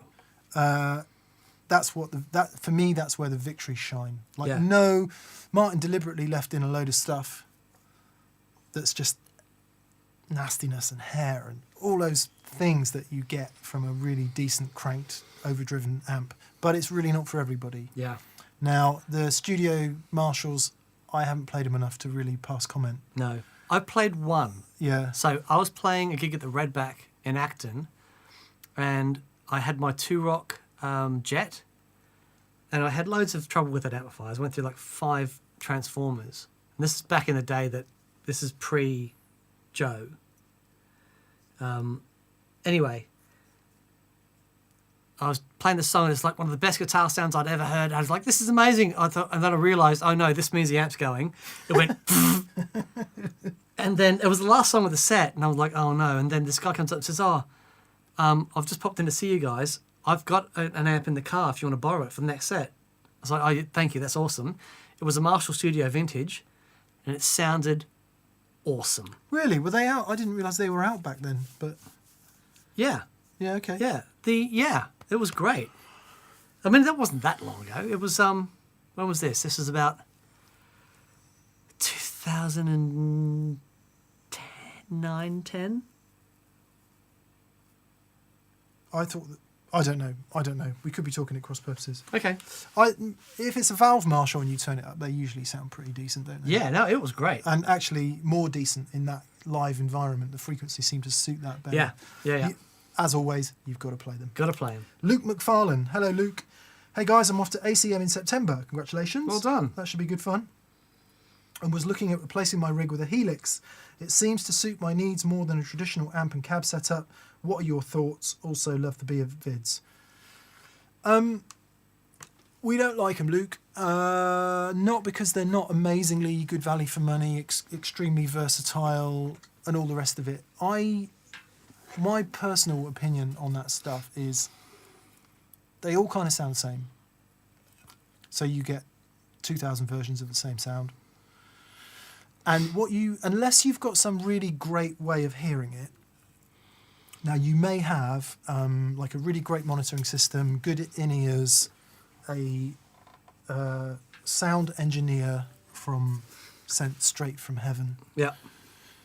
And all the things you need in order for that to be a decent experience for you, and it could work off the scale. Yeah. The reality is, sound engineer doesn't wake up until the last bar of your solo. The monitor mix is awful, etc., etc., etc. I think where you are with a decent amp, and I might just be old-fashioned here, but you can control your sound, and you have control over it, and you're not reliant on a bunch of other stuff to make it work for you. That said, think about the versatility, the versatility in a Helix. You've got every sound under the sun, with all the effects under the sun and all the rest of it. So I think from the outside that can seem like great versatility. I would counter that by saying, really great guitar player with a Telecaster and a Fender Deluxe, it can be an extraordinarily versatile thing to behold. Yep. And that, to me, is where you learn to be a great player. I Amen, might just brother. being an old man. Dan, what do you think? No, I mean, I agree completely. I think a lot of people are under the impression that we haven't played these things. We have tried these things out, and it is amazing technology. There's no doubt. I was sort of brought up in that world and discovered pedals later. And the thing for me was, what the pedals gave me was the ability to fine-tune everything. I have my favourite chorus, my favourite flanger, my favourite compressor, my favourite overdrives, and favourite amps that goes into. And that creates the combination of things that I connect with. If you can turn on a Helix and get all those sounds that you connect with are there, that's incredible. And, go for it. Because there's a lot of players that use them and use them really well and sound really good. That's awesome. For me, I don't connect with that stuff, but I do connect with, old flangers and my MXR Dynacomp and those sorts of things. And I hear those sounds and they, an old Telecaster plugged into those things, and the sounds that I connect with and sort of inspired me to play are sort of there or thereabouts. There are elements of that I love. So You could do both. Yeah, absolutely. You could keep a really simple amp and couple pedals. Yep. And get the Helix, because it might be that in many of those situations, certainly if, I don't know, practice, study, going to and from college and all of that, Helix might make perfect sense. Might Yep. make perfect sense at certain gigs. Yep. But The HX Stomp is a good, or the H9. You know, the little units have got lots of those sounds in them. Like for example, it might be that you don't like the gain sounds in the HX Stomp, so you might get a few gain pedals that you like and use the delays and reverbs and that. modulations You and know, all that. Yeah. it's all to play for. It is. Yeah, I don't know if the days of, great guitar players are born out of making loud noises in band situations. That's what right. great guitar players are. All my favourite guitar players are. Sure. That's what I think great guitar players are. I don't know if those days are over. I don't know if they are. But yeah. I don't believe so. I think we're on the dawn of a new epic live scene. Anyway, the Great Dell says, have either of you played an old Diamond mechanical tremolo with the shaky liquid canister in it? What did you think? No. A mate had one in Australia, and he said, "You got to hear this thing." I came over. By the time I got there, it stopped working. So I never actually got to play it. But yeah, I would love to. So that's one of the first effects ever, first pedal effects ever, was that Diamond tremolo. So, if there's one working around somewhere, I'd love to get my hands on it. Where's Chilton? Happy Monday, gents. Help me decide. Reeves Blackout Sound or Dan Drive Secret Machine? Zonk. If you want the Zonk, the Secret Machine, because it rolls off quite a lot more bottom end Right. than the Black Hat Sound. The Black Hat Sound's got lovely fat bottom far end, out, man. which is the Zonk was a bit more kind of in the middle. So Sounds like, was that onomatopoeia? It sounds like the name. yeah. Yep. Brandon Holiday says, I bought the Tone King Imperial. Can I get a refund on my super chats? I need it to cover the amp. You guys are great at spending my money. Bless you. Thank you. We put the fun in no refunds. So, but it's such a great amplifier. I'm sure it'll pay dividends. Des Horn says, are the newer EHX Deluxe Electric Mistress similar to the 90s ones? 90s Deluxe Electric Mistress, are the newer ones similar? Dan gave up at 1978. I did. There have been so many versions of that, and it's if you look at the history of electroharmonics, it's really interesting, and lots of changes. Like they did go bust. I don't know how many times, but they stopped manufacturing. They started manufacturing again in Russia, and they bought. Then they brought it sort of back in house in New York. But for me, the Electric Mistress, it is the deluxe, the original, like the deluxe Electric Mistress is great, but the 18. Actually, where is it? I have no idea, which is why I'm not saying anything.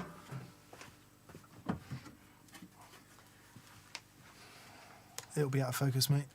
Oh, okay. You all need eyesight tests, every single one of you. But that's the one. That's the one. Let me get it right. There we go. So that sort of green scripty logo, 18 volts. That's the pedal that changed my life. Crown Jewels Guitar Repair. I've got a Boss C3 stereo chorus coming in the mail and I hear it sounds bland when not in stereo. Would a stereo Y cable help in terms of sound if only running into one amp? No, because that's actually done in the pedal. If you don't run it in stereo, it sums those two together and sends it out the mono output. So it's doing the same thing anyway. If you're comparing any stereo effect to it in mono, it is going to sound bland because stereo is massive in enveloping and all of that. So try it. So, you might like it. Yep. You might like it. Dante Andre Kahan says, good morning from Victoria, BC, Canada. Thanks so much for all you've done for us. I'm looking for a modern equivalent of the TC Booster and live line driver and distortion. Spark maybe? Cheers and stay safe. TC Booster. Yeah, Spark's a good shout. I think. What's it for? TC booster plus line driver and distortion. The FET. If you're talking about the FET line driver, the custom audio electronics one, I've always liked that. Yeah. I don't know. I'm wary of any boosts that don't have EQ control on. Oh, I suppose the Spark does. I'm thinking of the Spark Mini. Where's the new one from Josh? He did the FET. Oh yeah. On the back wall, is it? Where is it? There it is. That's really good. Gets really broken really quickly. This thing is amazing. Clover. Actually, there we go. If you can go to the pedalboard cam. There we go. The Clover as a boost, far out. It's great. Based on the old Boss FET something or other, wasn't it? Yeah, line driver. Something like that. Yeah. Jamie Hill. Right. When the dry is set at 2 o'clock on my Cali 76, should I cut the in or out to get bypass volume, to match the bypass volume, to get unity volume?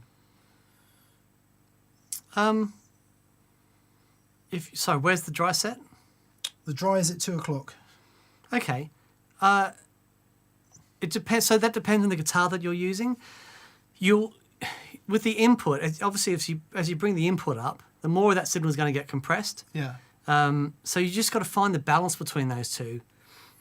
So what you want to do is, you just want to make sure, with that input control, you want to make sure that when you turn the pedal on, you are getting the compression that you want. Yes. Then adjust the output volume to taste. There you go. Get the sound you want, then change the out. Yep. And the second question was, I have a noisy Pog, unless it's at the end of my chain. Any ideas? Power supply. Put it in a true bypass looper. Yeah. Have it modded. Yeah.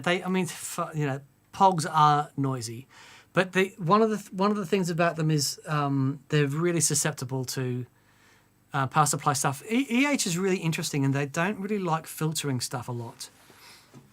It all depends on the designers and stuff. But for example, one of the reasons the Memory Man and the old Mistresses are so well loved is because there's not a lot of filtering going on.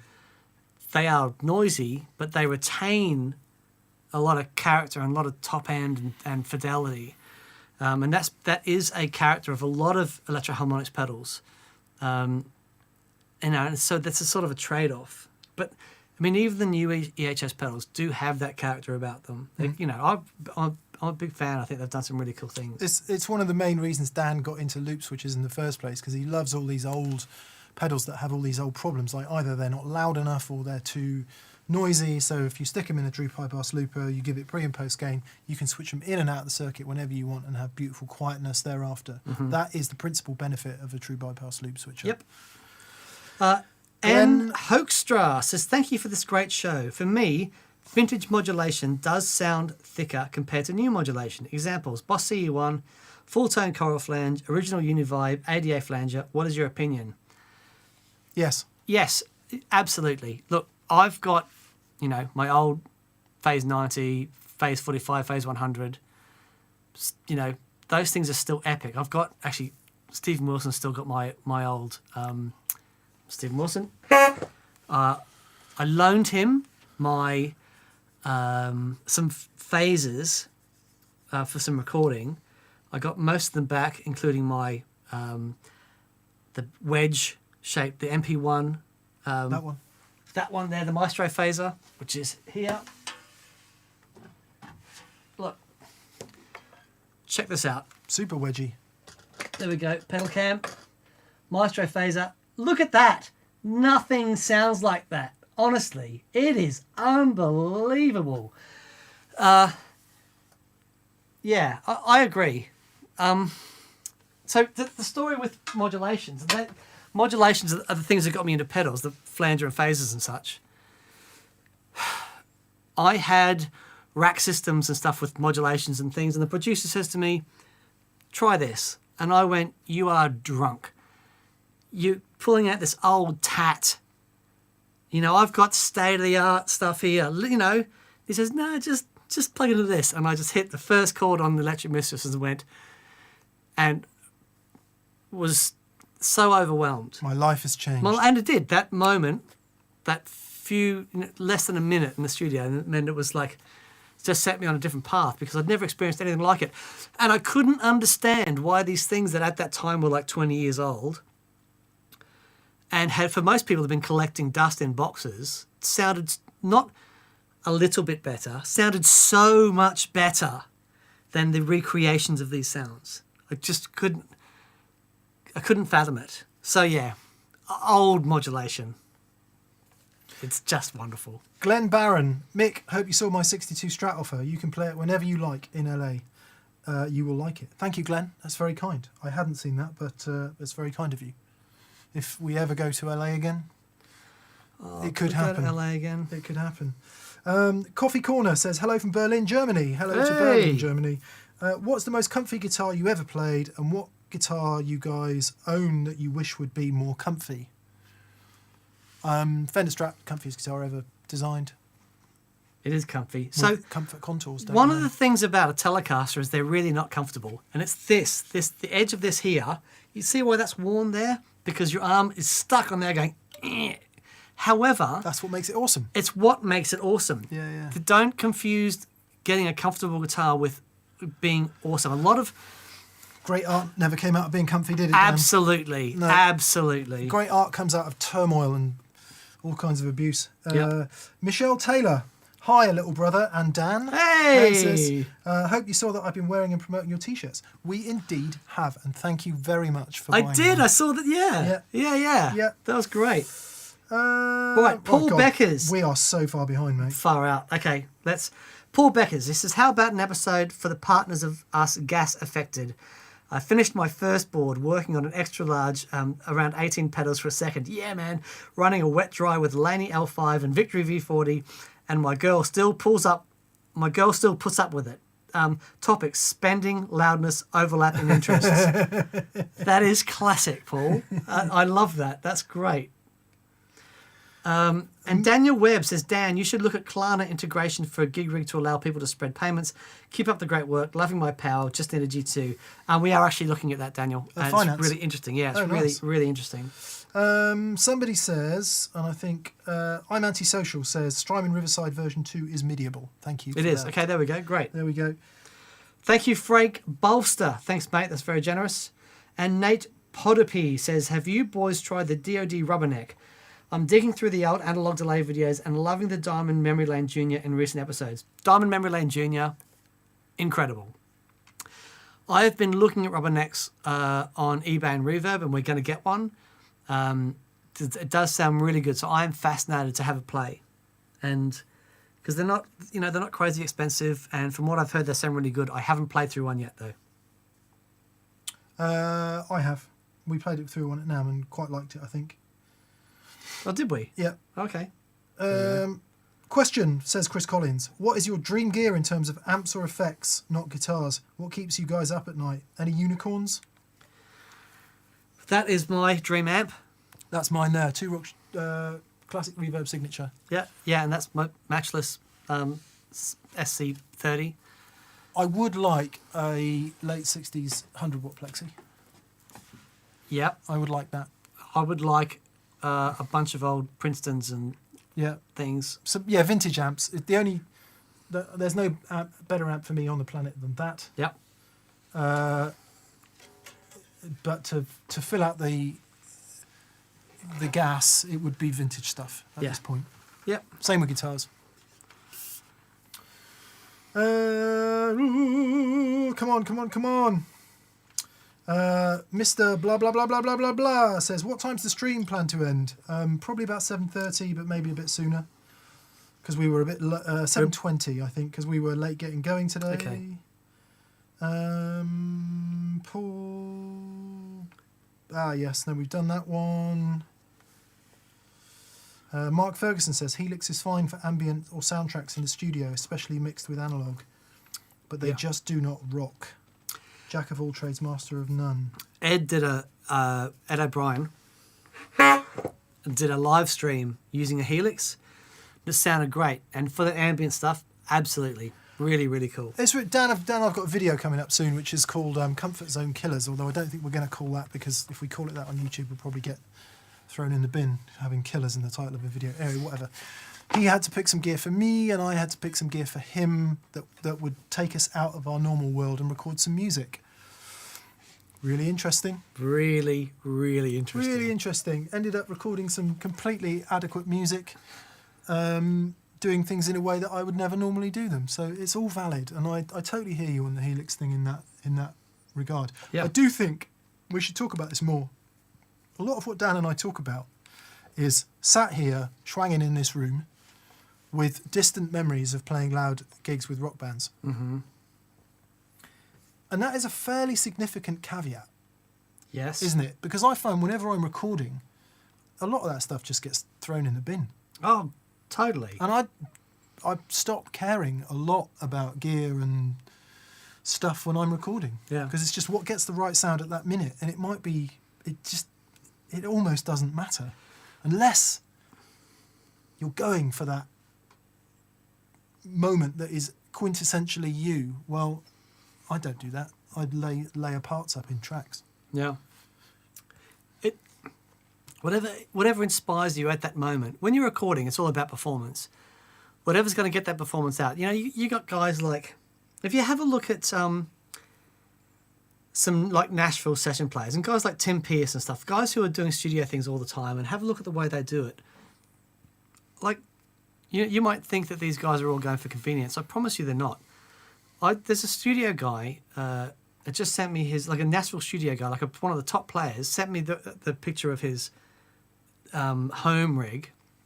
He's got this like 10 amplifiers set up all in a circle, and he's got this robotic arm that goes around with a microphone and stuff. So depending on the track that he's working on, and he'll move it to exactly these. Never is it about convenience for these guys. It's about what's right for the track. Yeah. And because they've done it, they've been there 1,000 times and know it's going to work. Yeah. A lot of these guys are using like the right stuff. Yeah. I say the right stuff. That's incorrect terminology, but they are using real things that are appropriate for the track because they feel they get a better performance out of it. Yeah. It requires less fixing as well, I find. That's very true. Like just a great amp, great mic pre, all the annoyingly expensive and difficult to acquire and set up stuff. Yeah. But once you've acquired it and set it up, it's a different matter. Yeah. The resultant EQ, compression, all the other rubbish you have to do when mixing and stuff is so much less than. I'll stop there. Doing this EP, I just find getting the right mic. Yeah. Means I've had to do so little work. Bob Rock was saying that in the show with Dave Friedman. He was just saying, you get the sound right to begin with, and then you don't have to worry about endless EQ. If you want to watch a really interesting interview, go to Tone Talk and watch the interview with those guys and Bob Rock. Yeah, it's really fascinating. Really fascinating. On the subject of which, Les Gendrames, or Les Gendrames, says, "Hey guys, looking forward to getting a Sontronics Delta 2. My regular use is a dynamic pair of 906 and 421, two Sennheisers. Yes. Would Delta be an upgrade or just a new flavour? When you get the Delta, stick it right in the centre of the speaker. Right in the centre. Crank the amp up and enjoy what you hear. And you'll really enjoy that for a little while, and then you'll go, oh, I kind of miss my 421 a bit. And then you'll start mixing them in different combinations. But upgrade, I don't know, different flavour, without doubt. Yeah, and it's a juicy, delicious flavour. Yeah, you see it around the edges, just seasoned, just right, tasty, tasty. You might find that adding one of those other mics back in gives you a bit more nose. Yeah. And that blending of two mics thing, which you already know all about. The one thing the Delta 2 can do is just sometimes sound a bit soft on high gain sounds, I find. Yeah, right. So, yeah. Brent Porter says, ordered a Victory V140 over the weekend. Yes, you did. Yes, you did. Based in part of the tone that Mick got in combination with the Cali Tweed. It's just stellar. Speaker cab recommendations. Stick with the creambacks in the Victory? ? Hands up, I don't like the 65 watt greenbacks that the Victory uses. I much prefer the 75 watts in the 212. I don't know if they do put the 75s in the 212. Anyway, I prefer the 75s in the 212. They've got more headroom, they're higher efficiency, they're much louder, and I feel like they have a wider, cleaner frequency response. The 65 greenbacks are woodier, barkier, kind of more like a greenback, and if you play at low to medium volumes, I think they're much more enjoyable. If you want to get the headroom... Are they more efficient? Are they more efficient? Much less efficient. Much less efficient. Oh, wow, okay. 97, 98, I think. Wow, okay. If you want the headroom and the big clean and the punch in the face... Which is what the 140 does. Then you need an efficient speaker. Yep. I really, really like the WGS 12Ls with it as well. WGS, man, some of their stuff is just awesome. Which is an EV alike. So, yeah, 75 watt greenbacks, preferable for the 65s for me, unless you're playing at low to medium volumes, in which case the 65s have some character about them. Cool. Yeah, purely a personal opinion. Yep. Jamie Hill says, I just realised I asked 2 questions for the price of 1, so here's the rest. Great answer. Modding the pod sounds like a plan. Using a switcher. Thanks. Thanks, Jamie. That's Bless great, you, mate. Cody Carrick, have you two used the Kingsley Constable? Yes, we have. Absolutely. I like the idea to incorporate into a fly rig, but I'm concerned about the volume from a 1 watt power amp. Oh, so he's done a 1 watt power amp, He does. He has done a 1 watt power amp. Has he? The Constable Pre itself is just spectacularly good. Yeah. In fact, we should put it up against this. Actually, this is for Simon Jarrett. Yeah. Go and watch some episodes of Simon that we've done. Listen to that guy play. Spank my butt and call me Merle. He's just epic. Just epic. So has Simon done a Constable with a 1 watt power amp in it then? No, I think he's done it. I know he's done a 1 watt separately, but maybe he has. I'm not sure. While you're searching for that, Jeffrey Farmer says, I have the DC2 Wazza, but still watching waterfall videos. Are they different enough to justify having both on board? 100% yes. Yep, totally. Yeah, DC2 Wazza Dimension Chorus is that kind of shimmering thing that you heard on every single record ever made from about 1983 to 1983 to 86. Yeah, whenever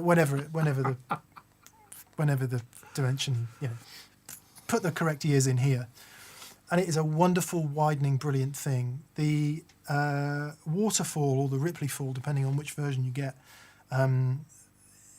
is an analog chorus, and it's thick and it's fat and it's beautiful. So one is like a digital shimmer, the other one is a fat analog chorus. I have a very... I had an idea for a show, and we talked to Mick about it. We're going to film it, and we're actually going to use 4 of those waterfall choruses for something, and they're on the way. So yeah, they're amazing. Also, the vibrato in them is really beautiful, like turning off the direct sound. It's like that C1 vibrato that we got in Norway. Just wonderful. I'm trying to find Simon's 1 watt power amp, but I can't see it. So, oh god, there's millions. Millions and millions and millions. We missed Super Chat. Okay.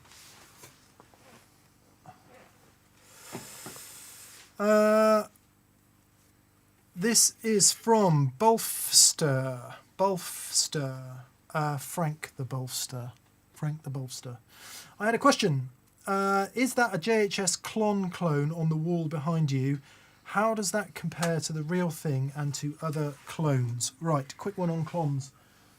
Dan and I haven't really kept up with it. We heard this, which I think is to which that's the one referring, is not JHS. It's by Rock Your Repaired Amp, Ryra, R-Y-R-A. And we felt when we did our little test, that sounded all but indistinguishable from my Silverclon. Put it there.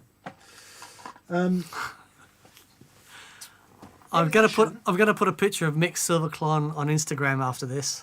You've got to go and check it out because it's brilliant. This is pretty special. That's very special. Which I'll put down there. What else do we like? Wampler Tumnus Deluxe is Wampler Tumnus Deluxe is wonderful. And the J Rocket Archer, which often gets overlooked because it's been out for ages, is also extremely good. So I think all of the major manufacturers do a clon type. There you go. Yeah, that's great. Any of those we would certainly recommend. J Rocket Archer, Rocky Repaired Amp the Clone, Mythos Mjolnir.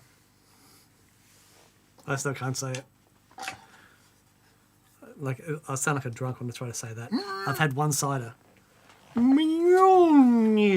Call it the manure. Manure. Okay. Yeah, seeing as we're on a farm.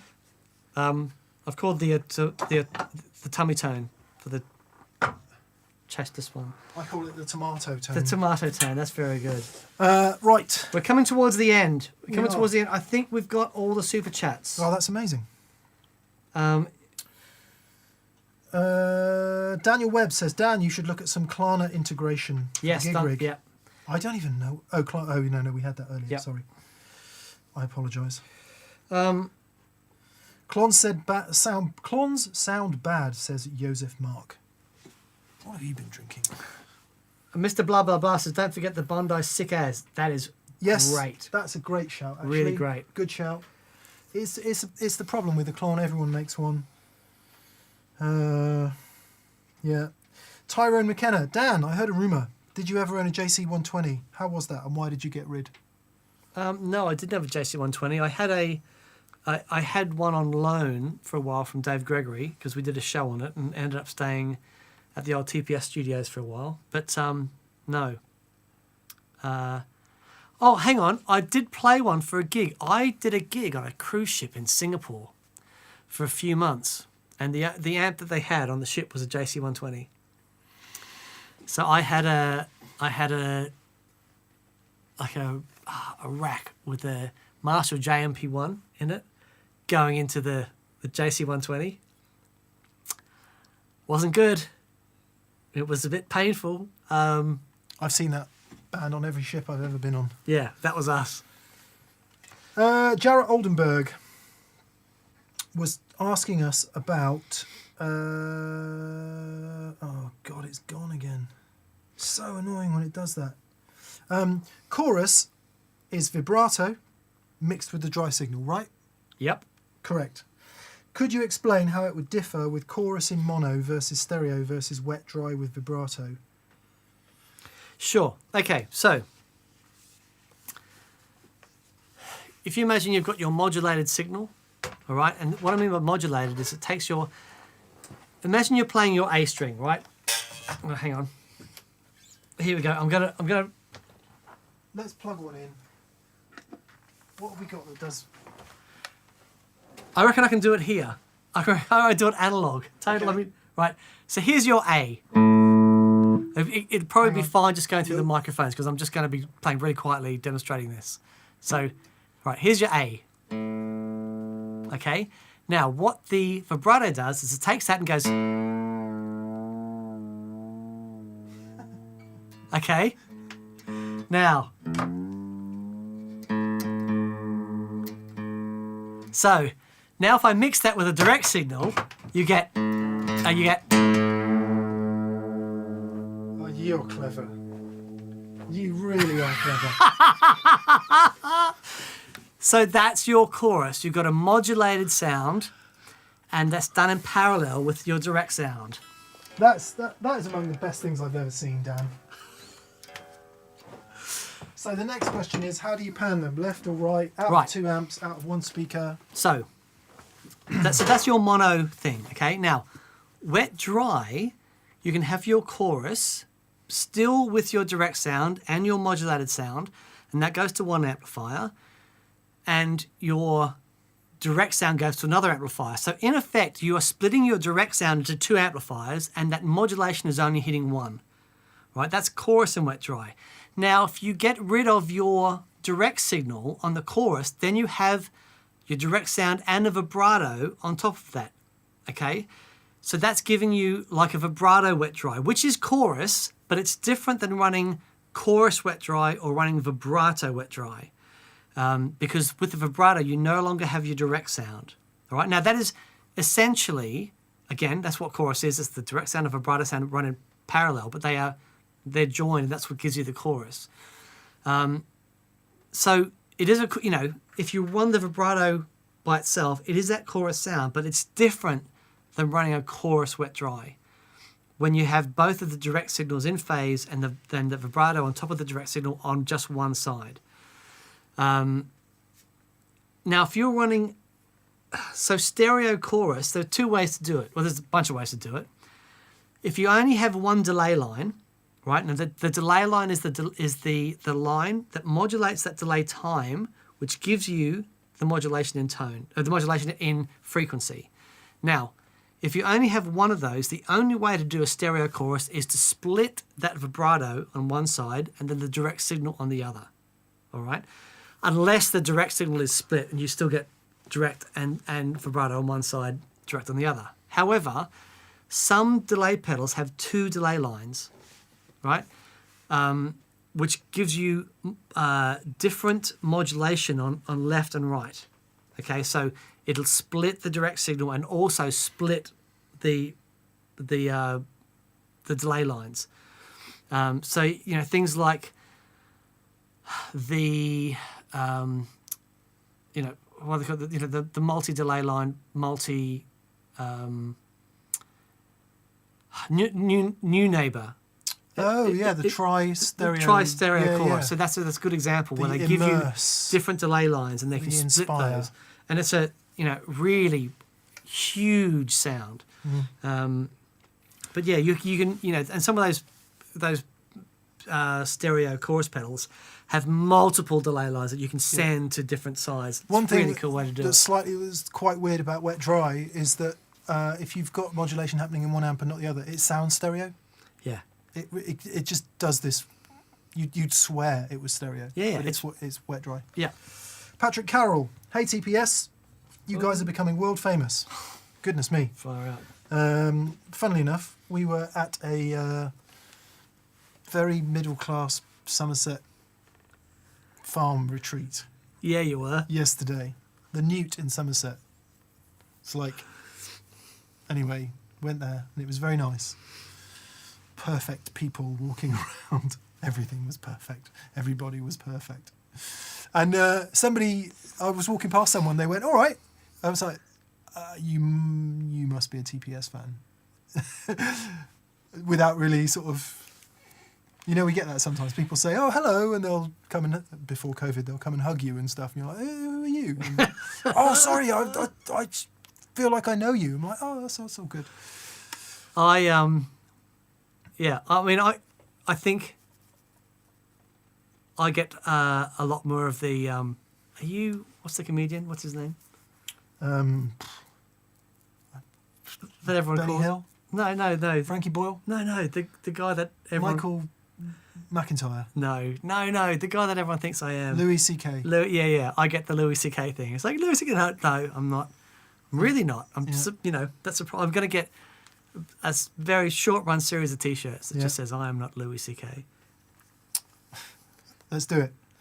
And the question from Patrick was 212 new vintage cab with two Celestians, one gold and one creamback. Thoughts on this combo? And a Zevex Octane 3. Okay, gold and creamback, really interesting combination. Creamback 65 might be weird because the gold is, again, pretty high efficiency speaker. Yeah. What's interesting about the gold is it's not as aggressive sounding as the blues, I find, or Right. indeed the cream.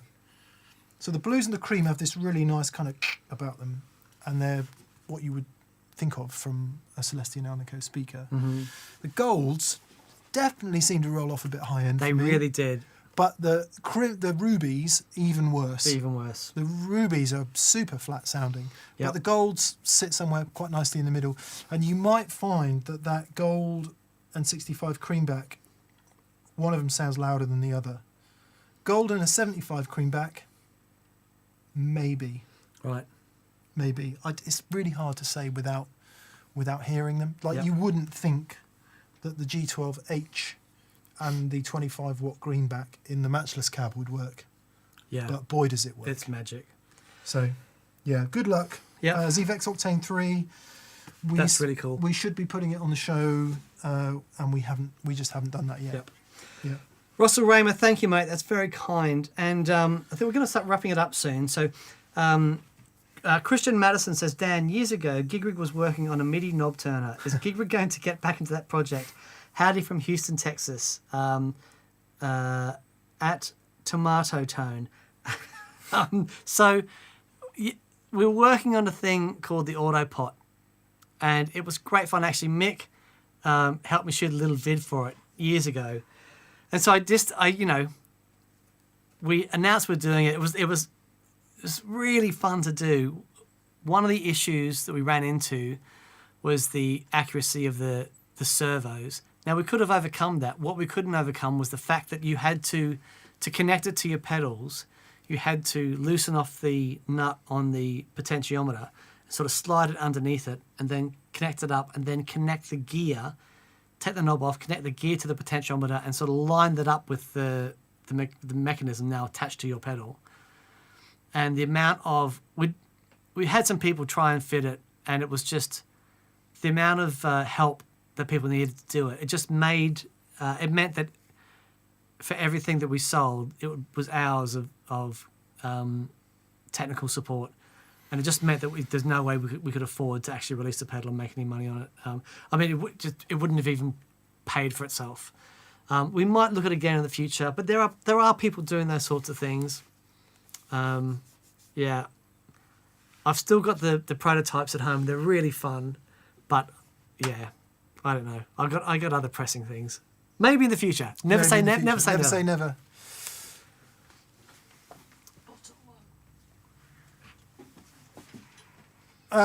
Jamie Brown. Okay, we'll do this last. We'll go out on this. Okay. Jamie Brown wants to hear the silicon and germanium diodes in the Mark II and your thoughts on their merits. The thoughts on their merits are they sound different. They don't sound wildly different, but they do sound different, and we'll demonstrate them, and you can decide what you think. I haven't listened to it enough to. I always, every pedal I've got, I always prefer no diodes. Yeah, totally. Michael says, hey Mick, hope your mental health journey is progressing well. Mine certainly is. All the hard work definitely pays off, and my guitar playing has become much better. Cheers, brother. And to you, Michael. Dan and I both know the work you're putting in, so well done. And yeah, it does take work. It does. But it works. It takes work every day. And it works. Work it if you works. What is it? It works if you work it, so work it. Good for you, man. And Koi Coombs says, isolation cabs, any experience? Yes. Yep. Please watch Dan's recording at home vlog where he uses a Grossman isolation cab and now will not look back. Life-changing. Just awesome. Oshin, sorry, we can't get to your question, but nice to hear from you, man. And Voodoo Highway Band, Besh Marshall in a box pedals. We've done loads of videos on that. Yeah. We're going to say cheerio. Yeah. Time is up. Thank you to everyone who's commented today. Thank you to BV for awesome moderating as always. Thank you to Catherine for stepping in and doing the vision and sound mixing today. Superstar. Once again, keeps us running. And now we are going to go out listening to the diode selection on the Chase Bliss Automaton Tummy Tone.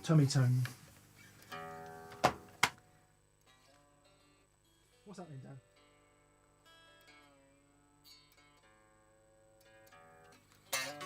So you should just be able to turn the volume up, I think.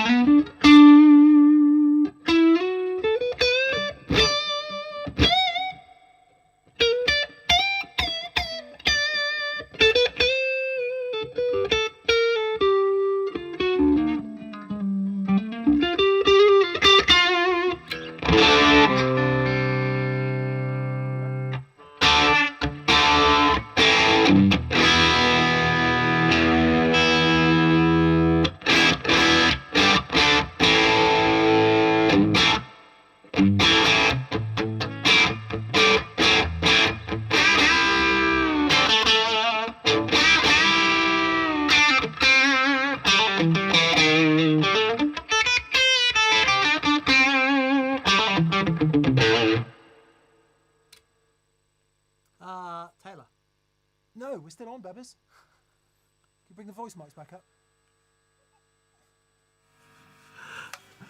I've got a question. Yes. Does the diode thing only work for the fuzz? Or does it No. work in the overdrive? Yeah. I can't hear any difference.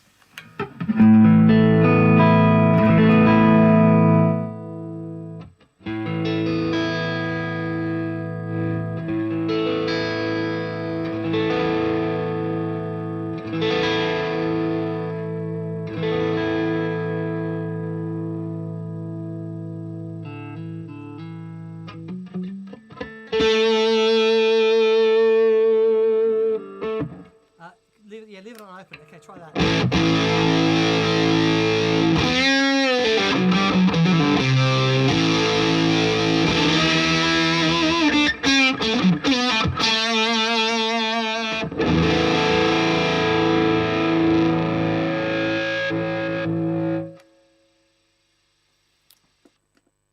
We have to have a look at it.